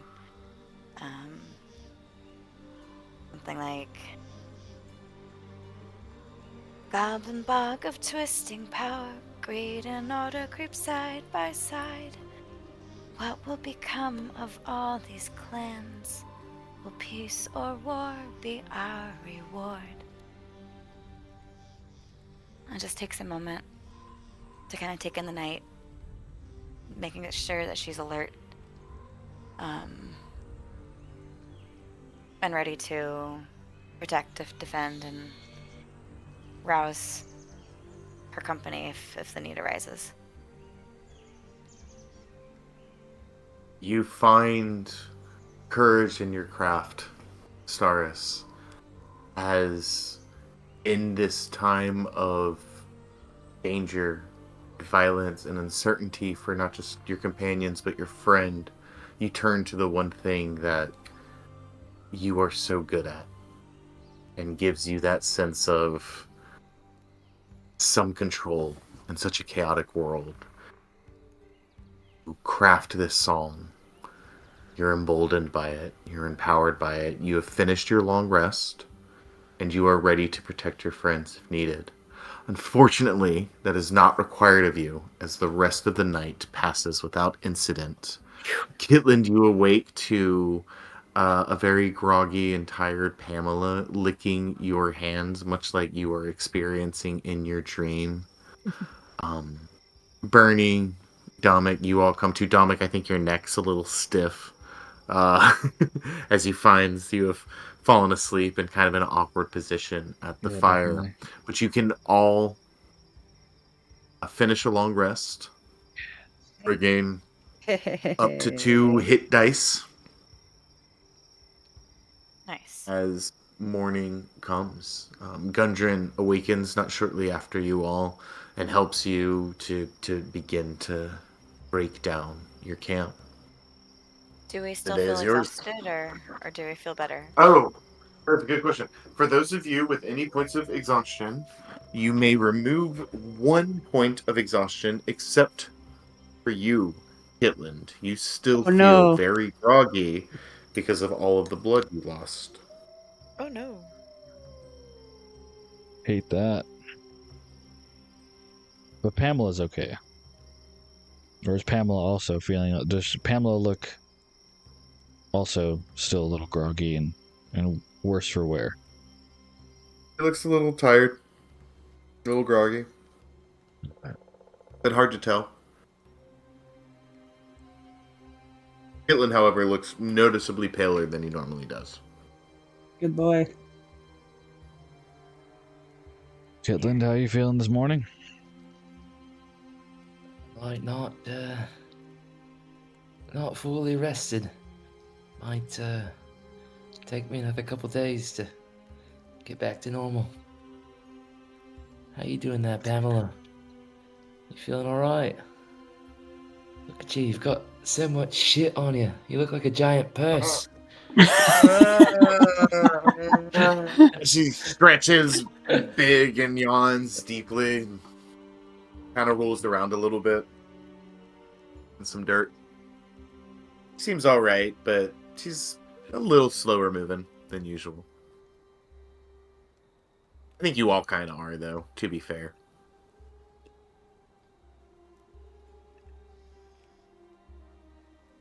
Hey, right, everybody sleep all right? Bernie kind of stretches and stands up, cracking her back. Oh, that's nice. That's I'm feeling Apparently- so much better now. I fell asleep and now my neck hurts. I don't know what happened, but it's because you didn't dig yourself a hole, Dominic. damn, every time. Oh, yeah. That probably would have helped. Can't beat a good sleeping hole. I That's know. the best. Gundren, I knew I liked you for a reason. Especially when you've been drinking. Oh You just go man, outside, you dig a hole, you're good. The best. Safe and secure in your hole. Well, yeah, you'll have to remember for next time. If I don't remember, somebody remind me. I need to get my hole ready. Hey, Sarah I'll takes help him you out dig it. remind Dom to dig a hole. I believe his exact words last were, remind Dominic to get his hole ready. Like, Hey. get his hole ready. Which Good. Thank you, Gundren. is just objectively way more funny. Just saying. You're not wrong. Well, would you guys like to walk through a whole lot of woods for the rest of the day? But I guess we're. there you go, Gundren. Good A one. Guess part we're of gonna me is have to. regretting not getting on that wagon. I'm telling you. I don't know. After that giant cacophony of noise right after it flew off, I don't know if that was a good idea or not. I really hope they weren't on it when that happened. Speaking of, have we any way of knowing which way to go, or anybody have an idea? Well, we've got our tree with our symbol. We're following the path back to where we've met Agatha, but we need to. I feel like we need to make haste. Right. I don't have a good feeling about all this. Yeah. Did something happen while you were up, Dominic? Just while I was up, I was thinking and staring at the fire, and I don't know. I just got a weird feeling in my gut that something is gravely wrong, and who might be in danger. Well, trust your instincts. I haven't steered me wrong yet, so no gripe from anybody. I think we should start heading the road. Hey, No, that sounds like a good plan. Right, let's do it. You attempt to continue to follow the direction you marked for yourselves, leading you back to the way the skull trees would kind of guide you. Eventually back to Agatha's route, taking the same way you came in, going back out. Who is leading that? Maybe Staris? Because she was pretty involved in the mark making? Okay. Cyrus, go ahead and roll me a survival check with advantage because you left yourself a trail. nice. Yeah. Make it good. 17. I like that. Nice. Nice. The day goes on without much incident. You hike for several hours. With a 17, we'll say by like late-ish afternoon, like around the 2-3 o'clock mark, you get to the spot where you encountered the drow. And as you approach this part of the woods,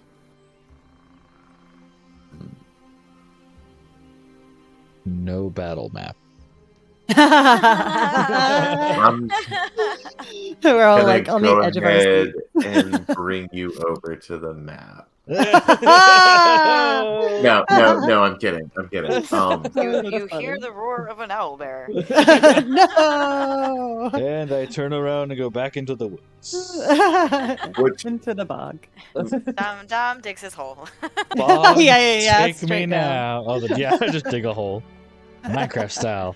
Bury myself and hope for the best. There we go. What you do see is,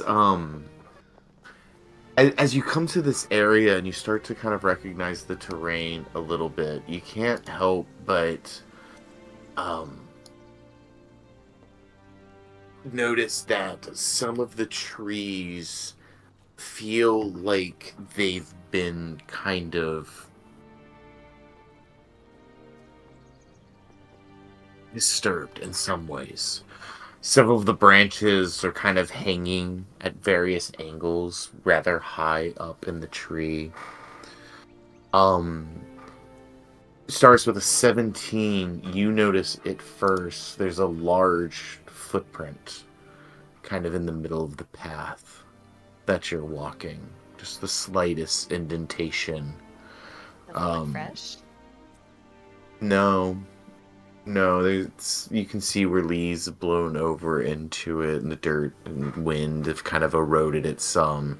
But you can just see like the distinct feature of like the like dew claw and like part of the top claw, and you get the sense that this is quite a large creature that maybe left this footprint. And as you come to the area where you encountered the drow and start to recognize it, you all get a little on edge because such a intense battle happen here. The first thing you notice is that the spider webs aren't as there's not as many of them just surrounding the canopy of the trees nearby, so it doesn't feel as ominous, giving you a little bit more courage. And as you make your way further in and kind of like, come to this clearing where the skull tree once stood, you can see where it has been toppled over completely.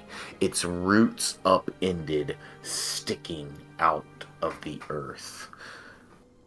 With a 17 stars, you can also see just a few more of these larger footprints. Not enough to make like a full trail, but just enough evidence where you can see where something large had kind of trampled through here. Some large creature about. Don't think they've been here recently, but keep an eye out. At least 2 or 3 days. Aye. Whatever it was, big enough to topple that big tree, eh? Dominic would have looked at the footprint. Does he know anything about these? Would he have known this creature? Roll me either a nature or arcana. Okay. That is actually there we go. 14 in arcana. Okay. You take a minute to study it as Stars kind of points it out, and it takes you a second to really get a grasp on it, but what is everybody else doing? If anything. Have a refresh on the inkwell, and have you got anything, Pamela? Can you smell Kitlin's or Q's trail? Have her roll me a perception check with advantage.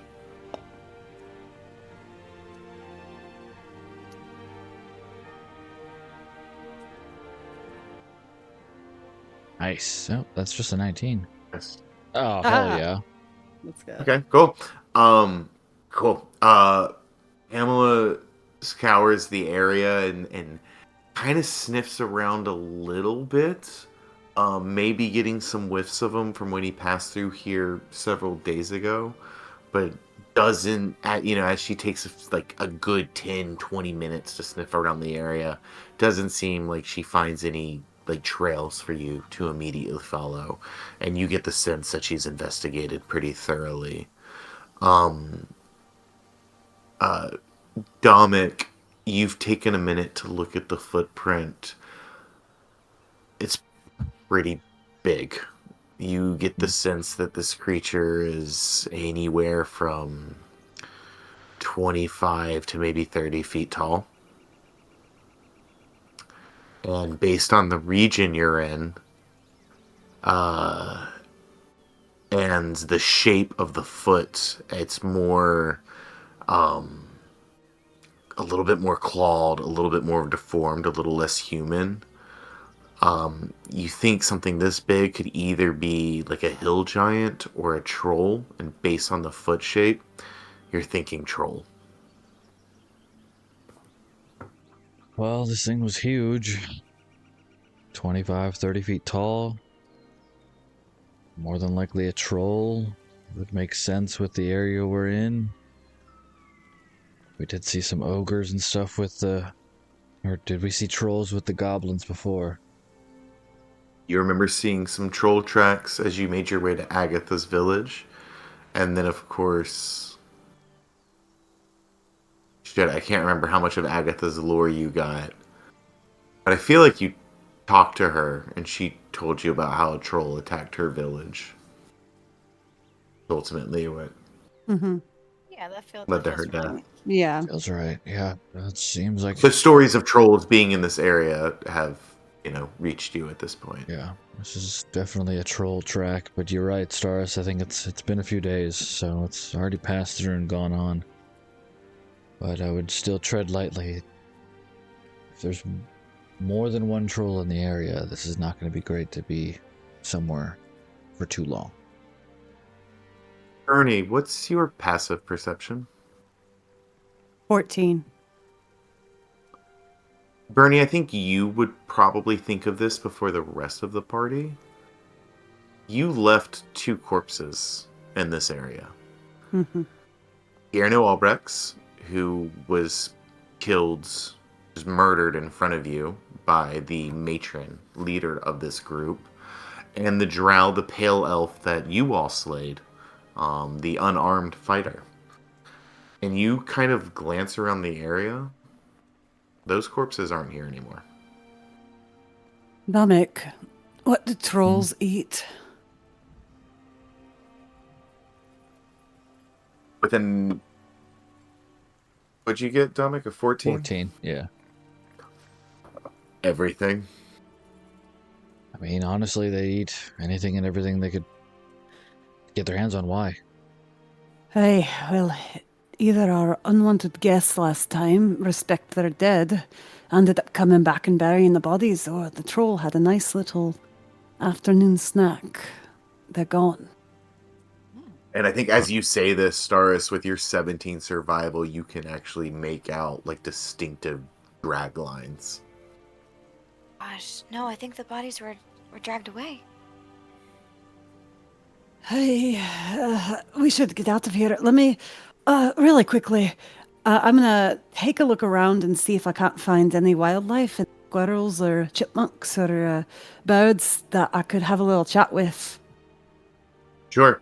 And as you kind of like look around and start like, to the trees around you and stuff, Staris, I think you kind of realize now, just taking in the scene, and you're all sort of piecing together what happened. This skull tree has been knocked over. Its, roots are just sticking up out of the ground as it lays on its side. Your mark isn't going to be as helpful. Mm. Oh no. Ernie, roll me a nature check as you try to perceive and attract one of these small creatures. Nice. Or animal handling. Dirty 20 for nature. Okay, yeah, that works. Animal handling probably would have been the better choice, but we'll stick with it. Yeah, I think there's like a you see a very kind of curious, sleepy raccoon climbing its way up a tree that you kind of spot, and he's kind of trying to ignore you as he climbs up the tree because it's way past his bedtime. Bernie kind of slowly starts moving towards the raccoon, pulls out a little bit of rations and holds it out in her hand and kneels down. Hey, friend, I just have a few questions. I don't know if you saw anything that happened here, but I'll trade you a fair deal. Give me a little information if you've got it, and you'll get this little piece of meat. I guess it's sorry, forgive me. It's like mid-afternoon. Yeah, this raccoon's a wild child. Might have rabies. Midday nap. Yeah. Yeah. He had to he woke up in the middle of the night, had to go to the bathroom.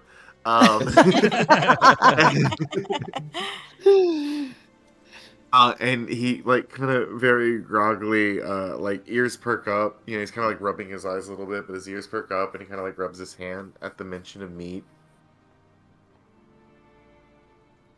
A little morsel of food. Mm-hmm. And just grabs it if you let him. Bernie will pull away a little bit as he goes for it. Oh. I just a minute now. I said that we would make a trade. Did you see what came through here? Yeah. All right. And what was it? There's a big troll. Well, it's 2 trolls, actually. 2. Yeah. And what did they do when they were here? Well, they're coming through, and you can hear them, walking. There's boom, boom, boom. And so normally when you hear that sound, we all just scatter and hide. So that's what I did. And then we watched, and then they fought a little bit because I think they found some food, and they wanted to fight over who got the bigger piece of food. And they kind of pushed each other around, and then they knocked over that tree, and then they dragged their food away. Which way did they go? And then he reaches like towards your hand. He's like, I want the food now. I want it. I want it. I want it. Just point which way they went, and you'll get the food. Oh, he kind of scratches his belly and looks around, for just a second or two, and then just frantically points in a direction. Okay. Roll me an insight check. Okay. The DC is 2. 16 or 14. You don't get the sense he's being very honest about Yeah. what direction they went. He just really wants that food. All right. Benny reaches into her pouch and pulls out another piece of rations, and she hands them both Eats it. over to him. He just Hey. immediately eats it and then reaches back out for more food. That's all you get. I've got to No, have some one for more. myself. Just one I more. already gave Just you a little extra You're too. so big. I know you have more food. Just one more. You're not doing please. too. I mean, you're doing pretty well yourself, little guy. Are you?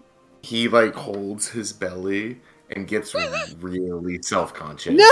And just stops talking and just sits with a sweet swing and just looks at his belly and holds it for a while. You should be proud of that. That means you're doing something right out here.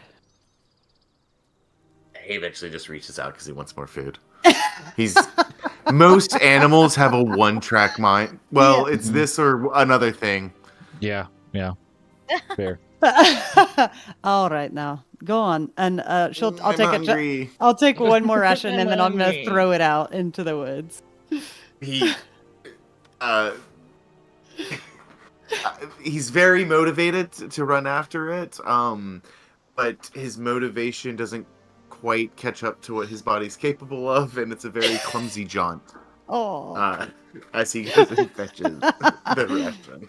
Cute little Hey. raccoon. But he basically Eh. confirms what you guys were able to investigate, but does inform you that it appears that it wasn't just a single troll, but 2 trolls that came through here. Yeah. Bickered over the larger morsel of food, knocking the tree over in the process before dragging their finds off into the woods. well, our new friend lets me know that there was 2 trolls, so the better we can get out, the faster we can get out, the better. Some more good news. Yay! I don't like that. What's This tree wrong, was one of Star? the ones that were marked, and now it's a little difficult to tell which way it was pointing. Oh, So Right, well, we're still headed in the direction of Ku. I think that should be our only goal, right? Is finding Ku first. And if I Agreed. remember correctly, when we came through here, we were on the far side of the tree. As long as we continue south, we should at least hit the Tribor Trail. Honestly, the crash and the way that the cart flew was south, so if we just keep heading south. Well, it was southeast, wasn't it? But I think that's what Dominic said, but the direction that you could tell was just generally South-ish. southward. Yeah. Delverton would actually be southwest Hmm. of your position because you went east down the Tribor Trail for a couple of days before then venturing north up into the woods. So you surmise, without having a map to actually reference, because Ku had that as well. who had the map? Oh, man. That you were generally northeast of Delverton, so you would have to go Southwest. to get to it. southwest to get back to it. But if you just go south, you should theoretically get out of the Neverwinter Woods and get back to the Tribor Trail. And then once you get on the trail, you can follow that back to Delverton. So getting out is much easier than getting to a, specified location hidden somewhere within the woods. Yeah. But it is a matter of, do you just head south and try to find the trail, or do you want to look for your companion? Cool. yeah. Try and So, find him wherever he may have gone. is there any sign of coup footprints of pieces of fabric, anything along this path that shows that they came through here? Roll me either an investigation or survival check as you try to look for some indication that Ku or Droop traveled through this area. Okay. We haven't found the cart yet, so. Nat 20! 24! No Woo! shit. Yeah. Let's go!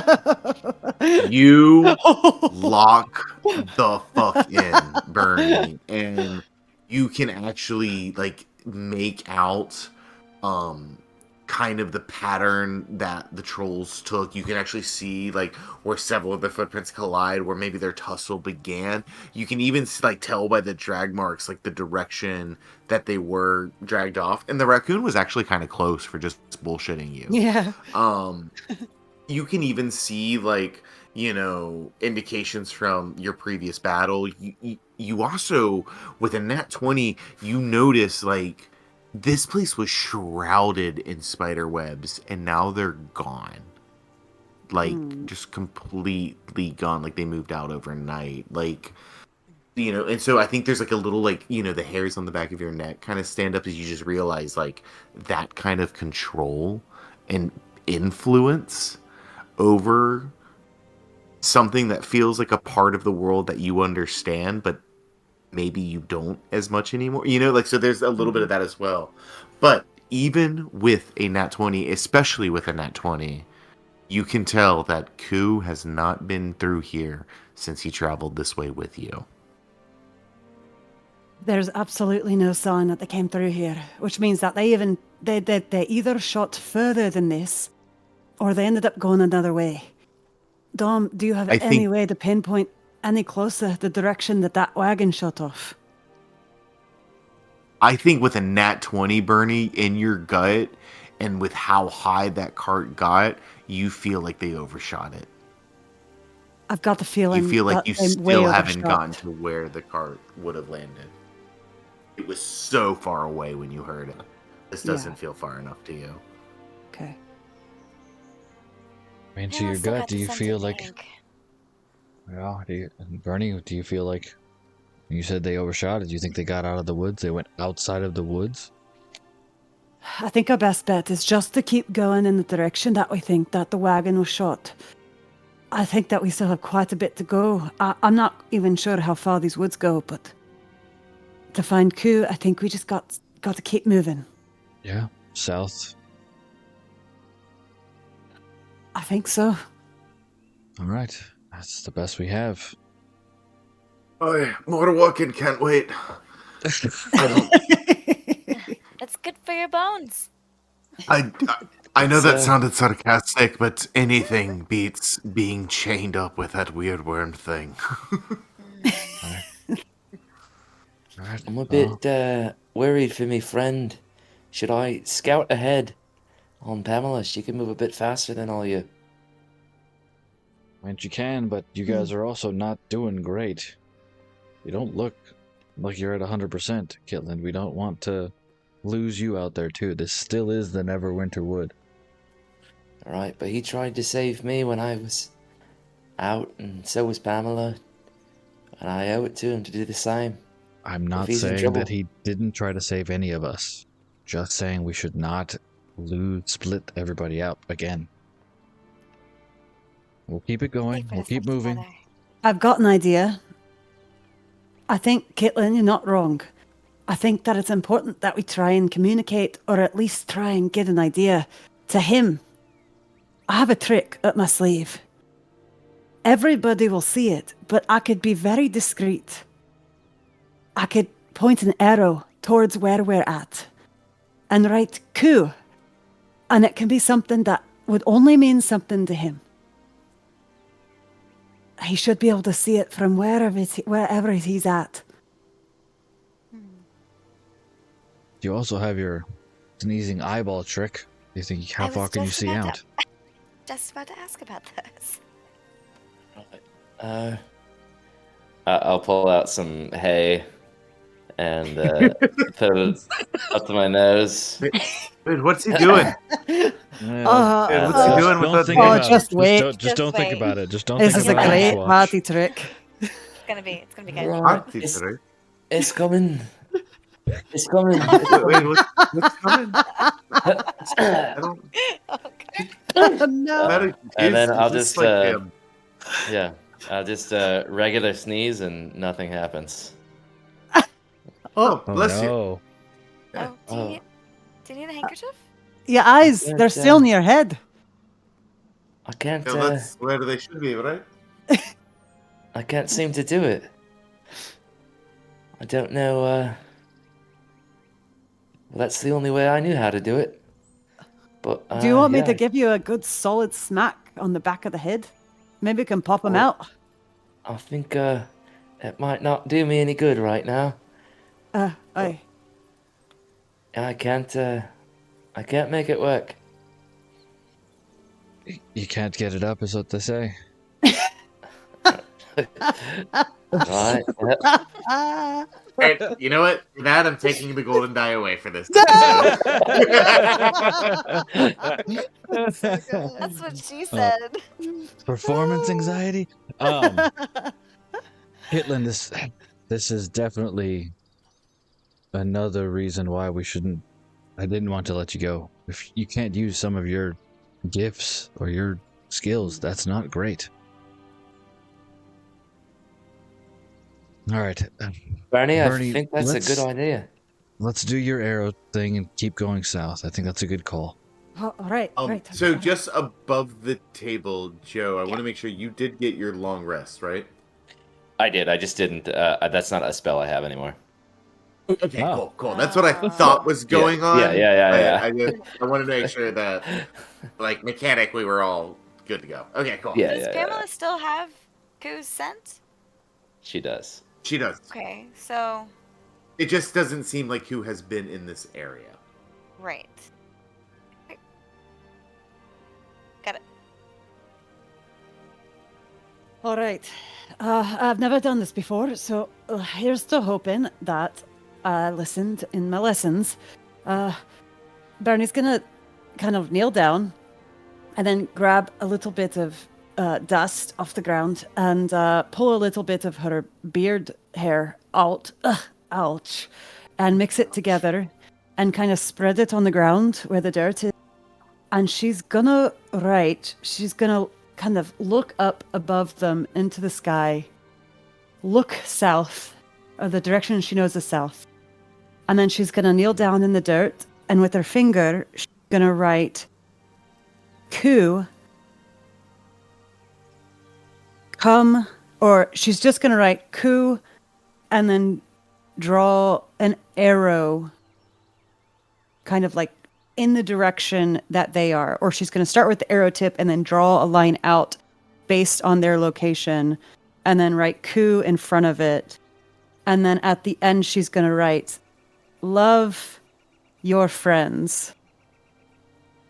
Or she's going to write, love your friends with the Pamela. And as she writes that, the writing on the dirt is going to start to glow. And then if you were to look above us in the clouds start to shift and form and change and line up to mimic exactly what's written on the ground above them in the sky. So I'm using Fancy, Bernie. Skywrite. Pyrite. Awesome. Cool. Very cool. Right. Like I said, never done that before, but it looks like it's working. As you finish the ritual, there is a moment where, because this is new magic for you, Bernie, and the situation calls for it, right? And you think back to your lessons, you're like, wait, I think I know what I can do, and you attempt to do it, and you set it all up, and you do everything right. You're like, all right, I think that's it. And, it's kind of like a moment where everyone's just waiting for something to happen.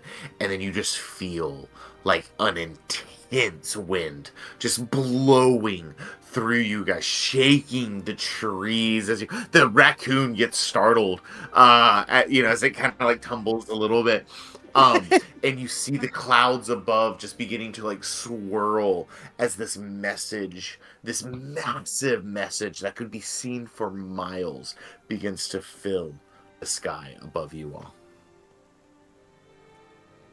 Right. So I'm thinking, as long as we stay along the path underneath the arrow, then hopefully he can come this direction and we find him. Right. Let's Good do it. plan as any. Let's go. You continue your journey, intent on finding Ku. Sorry, are you still continuing to lead? Uh, I know this is a group effort kind of Right. now. The Stars needs a buddy. I can lead with Pamela with the scent. And Okay. yeah. Okay. Because you no longer have the symbols to rely on, you all decide to rely on Pamela's nose, hoping that if you continue the journey south with Bernie's message, maybe Ku will meet you along the way. Ku, go ahead and roll me a survival check with advantage. No, actually, let's just make it straight. So this is Pamela It can or be me? you or Pamela's. I guess we need Actually, to know, how about that? does do Pamela that. have exhaustion? We'll do Pamela's doing it. She has advantage because you've helped her with the bottle. She does not have exhaustion, so Pamela can do it with advantage. Survival check. Yes.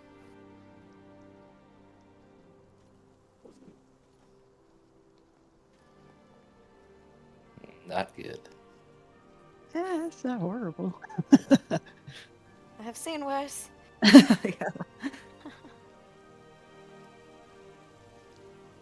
You walk for several hours, and the light of the day begins to fade. There's no sign of Ku. There is no sign of the wagon, and you feel the need to make camp, or the time to make camp, quickly approaching. And Gundren is the first to speak up. I hate to be the one to say it, but we're starting to lose a little bit of daylight. We might need to take a break, resume our search in the morning. As tired. Go ahead, Stars. It'll be easier to see in the day. You agree? Annie, what were you going to say? I'm torn. As tired as I am, and I know we all are. Our friend is out there, and as nights come, so do the dangers. I don't know. I don't know what to do. It'll be harder in the dark. We have to keep ourselves safe for them. Well, I won't hold you back. If you want to keep going, I'll carry on.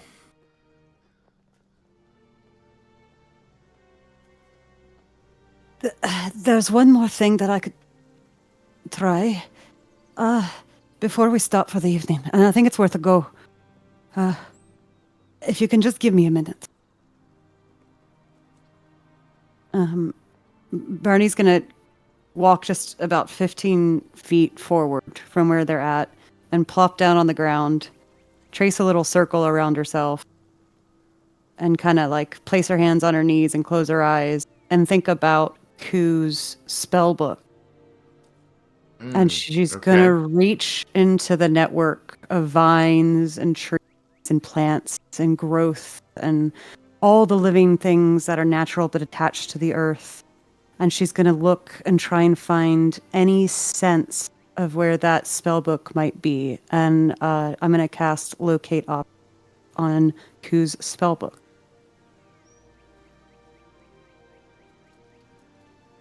I believe the spell specifies the item has to be within 1,000 feet of you. Yep.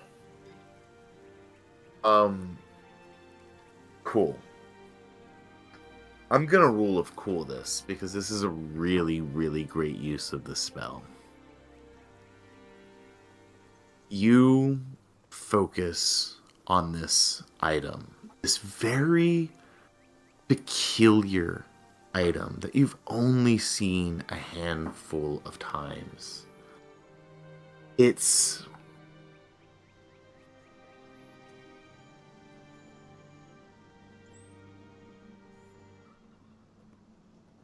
journal, this chestnut colored leather journal. The cover, it looks like a cross between dry leaves and a turtle shell. The way these found natural objects have been woven and bound together to give it a unique aesthetic. And when you look at the book, it would look almost fragile, like it could fall apart at any moment, but it's surprisingly well made and well kept together. And you even notice, Bernie, the pages of this book, the different hues they have. Like, Ku himself, went through the process of pulping the wood into paper himself. It has this very organic feel to it. And you focus on that book. And you focus on connecting to it and finding the closest, shortest distance path between you and that book. And a minute goes by. Or, I'm sorry, how long does the spell... Are you using an action to cast it, or are you ritually casting it? I'm using an action. I don't think I have the ritual form of that. You like the six, you do the spell. You wait for it to hold, and it doesn't. And you kind of go through the motions again, and it doesn't. You go through the motions again, and it doesn't. Roll me just a straight D20, Bernie. I think that if you're watching Bernie right now, it's almost like the anxiety starts to set in. Like, why isn't this working? Like, I was taught this has to work kind of thing, as desperation starts to grow. 15. As the frustration grows, you lock in and you just try it one more time, and you feel just this jolt of energy just spike through your body as your consciousness connects to the living world around you. This entire forest is a network.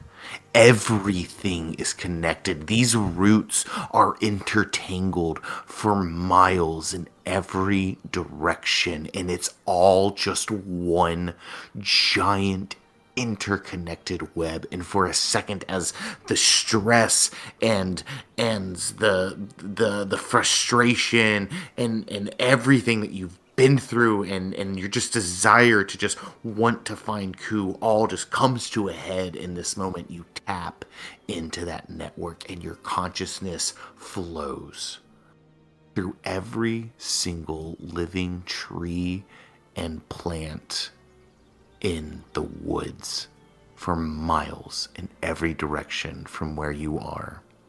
And as you travel from root to root and trunk to trunk and branch to branch and just feel your consciousness flow through the canopy, it comes to one very specific tree, one very unique tree, not that far from your location, maybe 10, 15 miles.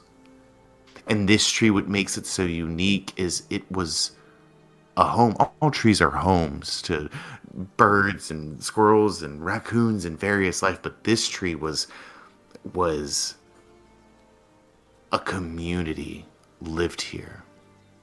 And as you feel your consciousness connect to this tree, you can feel the additions to it, the various lifts and ropes and ladders and platforms and fortifications as your mind connects to the scrap top goblin den.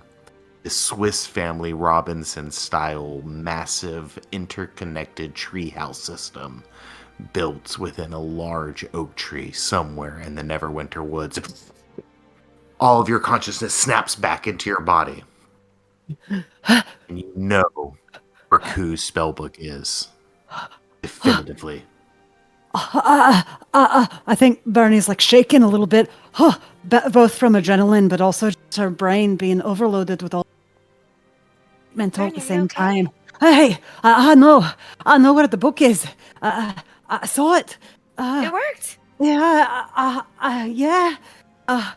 We, I don't know if Ku's with it, but I know where the book is, and I doubt that he's leaving that thing anywhere. It's that way, and I'm gonna point just in the direction that I felt. It's in a large tree. The scrap top goblins. Isn't that Droop's plan? Yeah, I think that's exactly it. That's right. But didn't he say his whole clan was destroyed?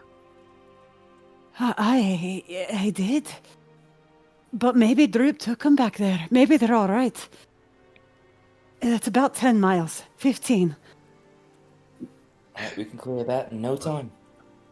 If the book got there, then it means it wasn't near the cart when it exploded, so that has to be a good sign, right? That's a good point. I would say so. But you know, the book is there. I don't want to be negative. We all know who would never part with it. But we also know Droop is prone to scavenging.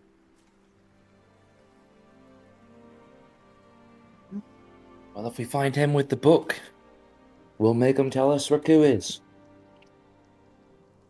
You can be sure of that. Agreed. Well, are we taking a rest, or are we pushing forward and going through? Dominic, you tell us. 6 o'clock, 7 o'clock at night now. The sun is getting low. You said that you had a bad feeling. I do trust your instincts, and I'm worried. What do you think? 10 miles. You probably have to hike through most of the night to get there.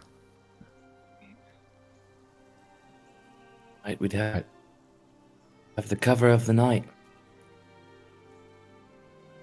Just in case we walk. Honestly, if we're going into a battle, I'd rather have the cover of night than be spotted in daylight, honestly. If you all are ready for it. I'm ready for it. We can move out and get there probably before the night ends. But it will be a trek. Uris is neck for me. I'll do the same for him. Alright, let's go as quick and quiet as we can. Alright, let's move. Right. With determination in your hearts and direction, you set off, digging deep, finding your courage, finding your strength, and pushing through so you can get to your friend as quickly as possible. You guys march at a quickened pace, still staying safe, not being reckless, for about 4 more hours. About 11 o'clock at night now, when you see a massive clearing in the trees. Several of them have been kind of blown backwards as though a massive force has interacted with them. This is not anything like what you witnessed with the 2 trolls fighting over food. This is something very different, and that's when Ernie sees it. Just a crater in the middle of the woods.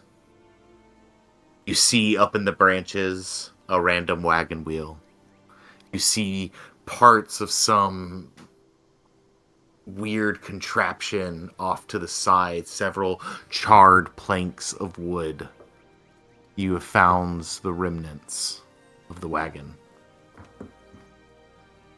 Fuck.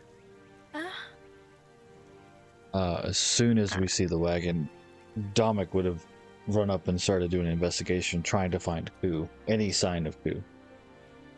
Okay, roll me an investigation check. Stars, throw that dancing lights out there to help out with that. Illuminates the area, making it much easier to see. Make it with advantage, Dominic.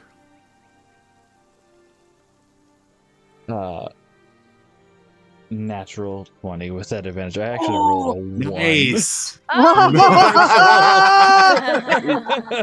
Amazing. Holy shit. Natural 20 for You all 24. rush on the Wow. scene. Staris illuminates the area. Your companions are helping you sift through the rope. You can barely tell there are pieces of a wagon here, as it looks just charred, mangled, bent, and completely destroyed.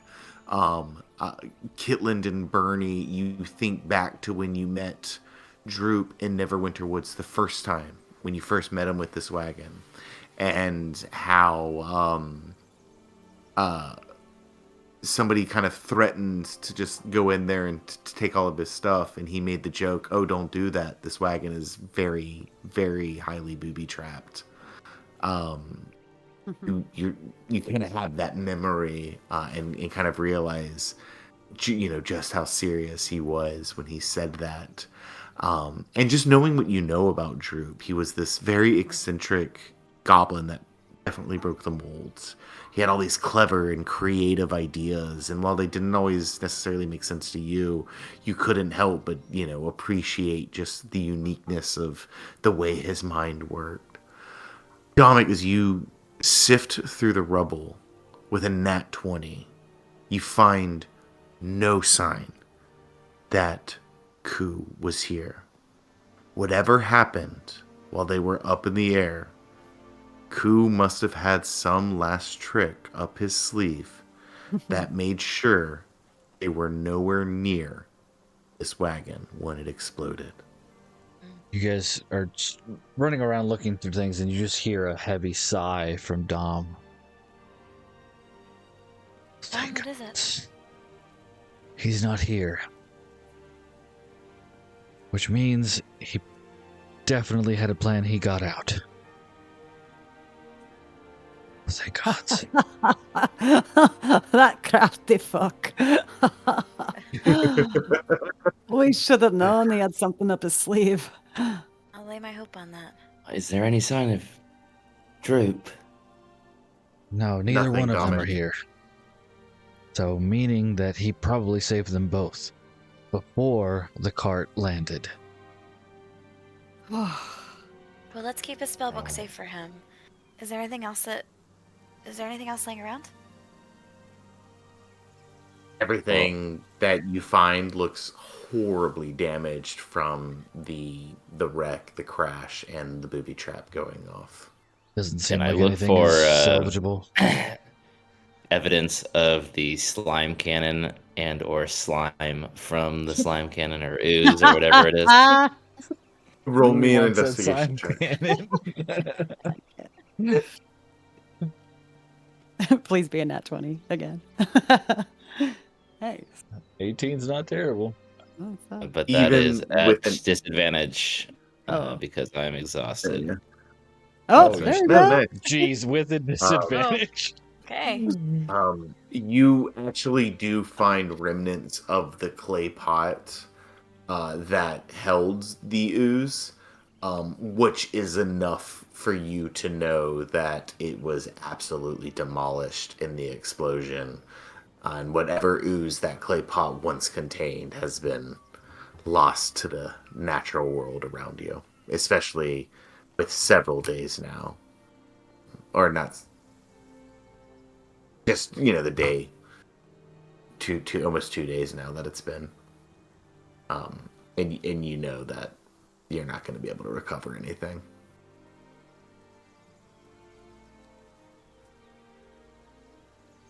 Shot blew up, guys. Can Get I 'em. Come on. can I then look up and look for any big trees like the one that Bernie described?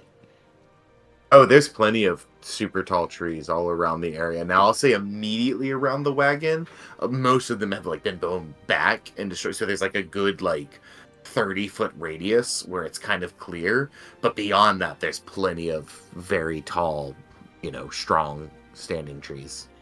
Bernie, do any of these trees look like the ones that appeared in your head? I don't believe so. The one I saw was inhabited. It was a home to the It looked like goblin. several homes built in this tree, and it, in a way, kind of reminded you of your own home a little bit.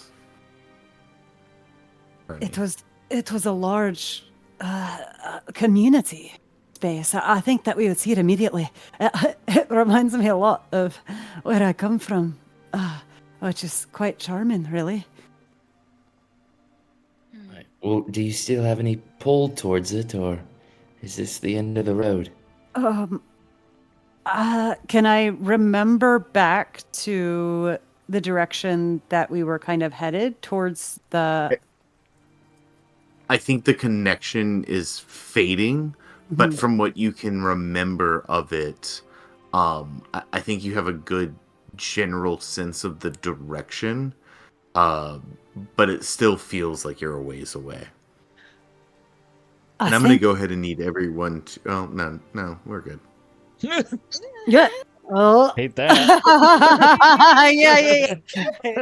Don't worry about that one there. I think if we just continue on in this direction, where I initially felt that pull, we should hopefully stumble upon it. It's kind of less south, and it's starting to go more west. All right, so to this way a little bit. Can I have Pamela sniff for the scent of Koo around the thing and then see if it goes off in any direction? Sure.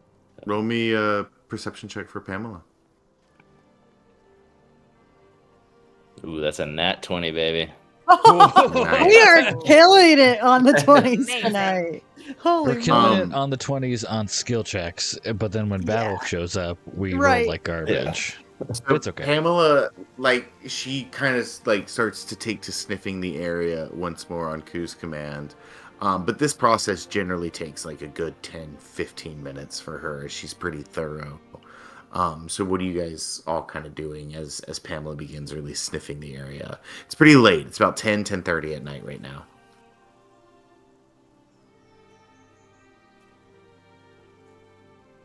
I You said think it that Bernie's gonna look to where the moon is, assuming that it's visible, and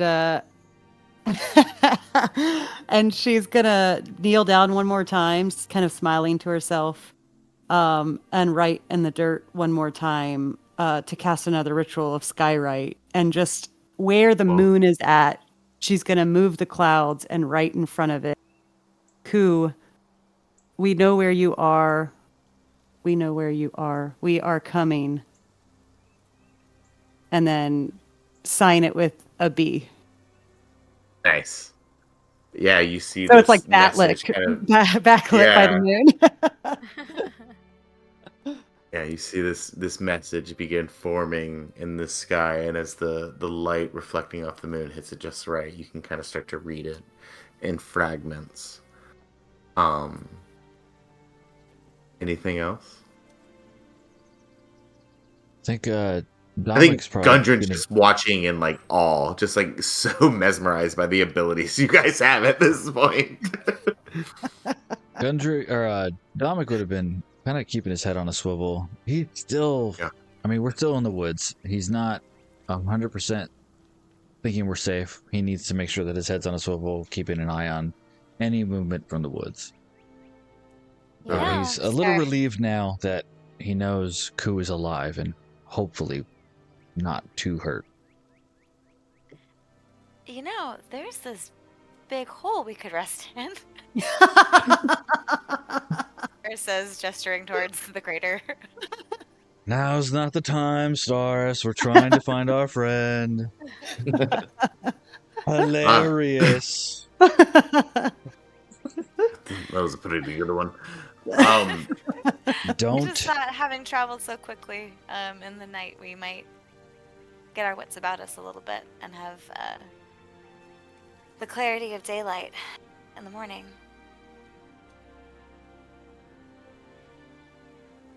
And as you guys are kind of debating this and looking back over to Kitland as he and Pamela kind of investigate the area, you see Pamela kind of like beginning to whine and get frustrated. She's doing everything right, but she just cannot find the scent that you want her to find, Kitland. And you see when she kind of feels like she's thoroughly investigated the area, she just looks at you and her ears pin back a little bit, like she's a little disappointed in herself in this moment. And you get the sense that she's worried about Ku too. It's okay, Pamela. You gave it your all.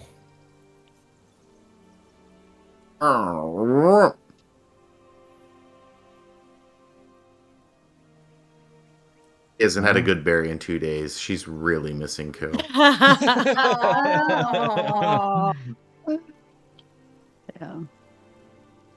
So is that to suggest, like above table, that Ku was never in the cart in the first place? Like if there's no scent on the cart at all? Well, so a lot of the cart has been kind of just destroyed. Like there was a literal explosion. So above table, Ku had his cart booby trapped in a way that like several fireballs went off at once, right? Gotcha. Okay. Gotcha. So most of the car is just like not there anymore. And I think she smells the area a lot. Like she connects it, but then like of the initial explosion, like maybe there's some remnants there because he was with the cart at one point. But then as she goes to investigate the area, she kind of like goes out and then comes back to the cart and then goes somewhere else and then goes back to the cart. Like she's trying to find it, like trailing out from somewhere and can't get the trail right. You know, like Yeah. I think that's what's part of what's causing that frustration for her, is that she's getting whiffs of it from pieces of the card, but it hasn't led anywhere for her yet. It hasn't given her that trail for her to follow to lead you to it yet. Cool. All right, Yeah, well, within that let's, 20, that you know what's going on. Yeah. I guess Bernie will just keep following the way you've pointed out for us. You see Gundren tries to stifle a big yawn. He's like, agreed. We carry on? I just feel like we're getting close now. I don't want to lose it, you know? Okay. You guys decide to push on a little bit further. An hour goes by. 2 hours go by. You're well past midnight, approaching 1 a.m. I need everybody to roll me a Constitution saving throw.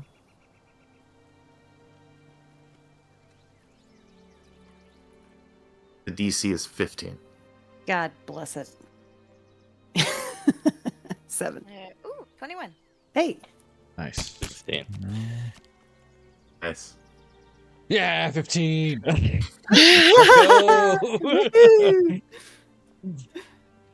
Gundren got a natural 17. Yeah. Bernie, it's hitting you the hardest, but you can see the confidence in your friends. They're all willing to keep going. You do suffer one level of exhaustion. Yeah. You haven't found the tree yet, but you feel you actually see with that nat 20 Pamela got. You see as you hit this like 1 o'clock mark, Pamela picks up the trail and just starts taking off in a full sprint.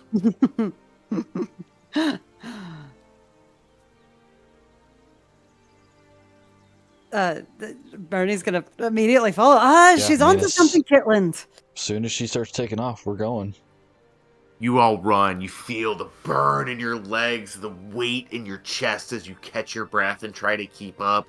And Pamela runs for like a good 6 minutes. And I don't know if you've ever full sprinted for 6 minutes. I know for a fucking fact I never have. But you guys, like, you just feel it just burning inside of you as you're all just super eager to find your friend. Literally, just his life could be in the balance. And that's when you see this tree come into view. It's dark out, but the stars are shining brightly in the sky.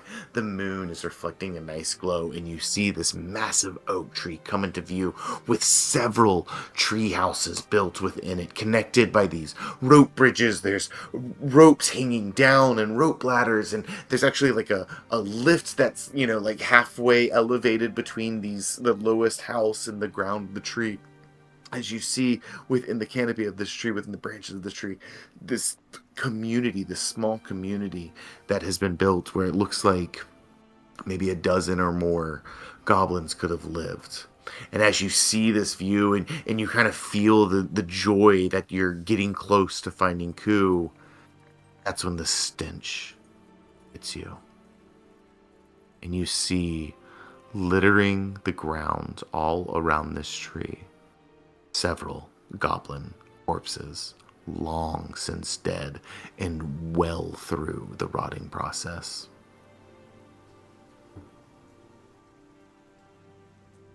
No, this isn't right. This isn't right. You said the book is here, Bernie. It's where I saw it. These are old bodies. Like this could have been from what Drip was talking about. Where his clan died. This is a complete massacre. Domic's gonna call out, Ku, can you hear me?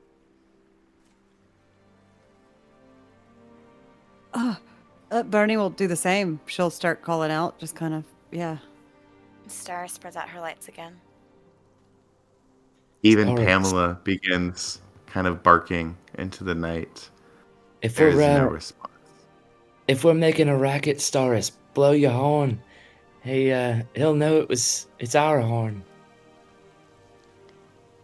Bernie hands the horn to Staris. That's right. I got it back from you. But... Oh, did you? Okay, cool, great. I'm gonna take that out of my inventory. Oh, okay, cool.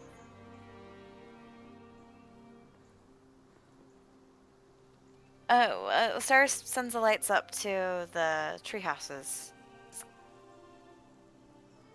You float your lights around the various tree houses, trying to see inside of them. You see no sign of movement. Nobody seems to respond or react to your lights. Right, the horn, Staris. Do you want to climb up there?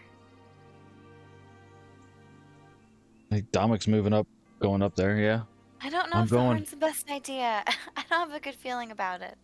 The horn There are of the several climber. ways up into the There are several ways up into the tree, Domic. As you approach it, you see there's like a rope ladder that's hanging. There's an actual rope someone can climb, and you actually see there appears to be some kind of like makeshift like lift system that was their way of maybe getting like goods or heavier items up into the tree houses.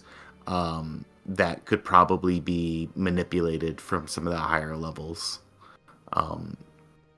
But yeah, it seems easy enough and accessible enough. Yeah, I think Domic's gonna start heading up. I'm going up. I need to see if anything's up there. I'm gonna go search with him. Right behind you. Okay. Kit, are you coming? Right. No, Cyrus had like PTSD, asked to be blown the horn, I think, from remembering Bernie. That's fair. I don't want to do that. Yeah. Right, I just figured if we all y'all started screaming, so that's why I suggested it. But yeah, if you damage is already done. I think the horn carries farther than our voices. Yeah, that could be true. I can't leave Pamela down here I'm gonna get on the elevator with her. Can you pull us up? Oh Lord. Is the elevator like a familiar mechanism to me from where I'm from? It's like a rope and pulley system. It's, I Yeah. think, if not something that your clan probably had functions very similar to it. This is not a This is something I'm like complicated very familiar with mining. Exactly. Nice. Yeah, no, Exactly. Hell yeah. So easy enough to control, and you're all able to get up into the tree with relative ease. It's sturdily made. There are some, maybe bridges that Pamela feels a little nervous walking across, and you have to kind of space it out a little bit more, right? You guys are not the sizes of goblins. Well, except for maybe Kitland. And some of you have to duck and kind of crawl your way through, and you find, there seems to be a lot of organization and order to these rooms. There appears to be a room, several of them appear to be, like living quarters. You see some seem to be like these tinkering stations or like small workshops with several various, items and scrap and found materials. There are corpses there. littered throughout the rooms. Many of them have fallen to the ground. And as you continue to make your way from room to room, eager to find Ku or any sign of them, Dominic, I think you were the first one up. You're kind of leading the way. And you make your way to essentially like the topmost area of the tree. Or not necessarily the topmost, but close to. And you stop. A corpse in front of you. Their throats slit. They never saw who attacked them. On the floor, right next to them, is a crude carving. It's a symbol of an S and a T conjoined, combined with the open pages of a book. It looks like a Goblin Clan symbol. You see clutched in the tiny hand of the corpse a small knife. Droop is dead in front of you. Next to him, you see Ku's bag and Ku's spellbook. But no sign of Ku. And that's where we're going to end tonight's session. Oh, dude. Fuck. Drew. I teared up. I hate you. Oh. I definitely thought you were gonna say Ku's body. Yeah. Yeah, that's what I hoped. Oh my god. I made you care about Droop. I know. True.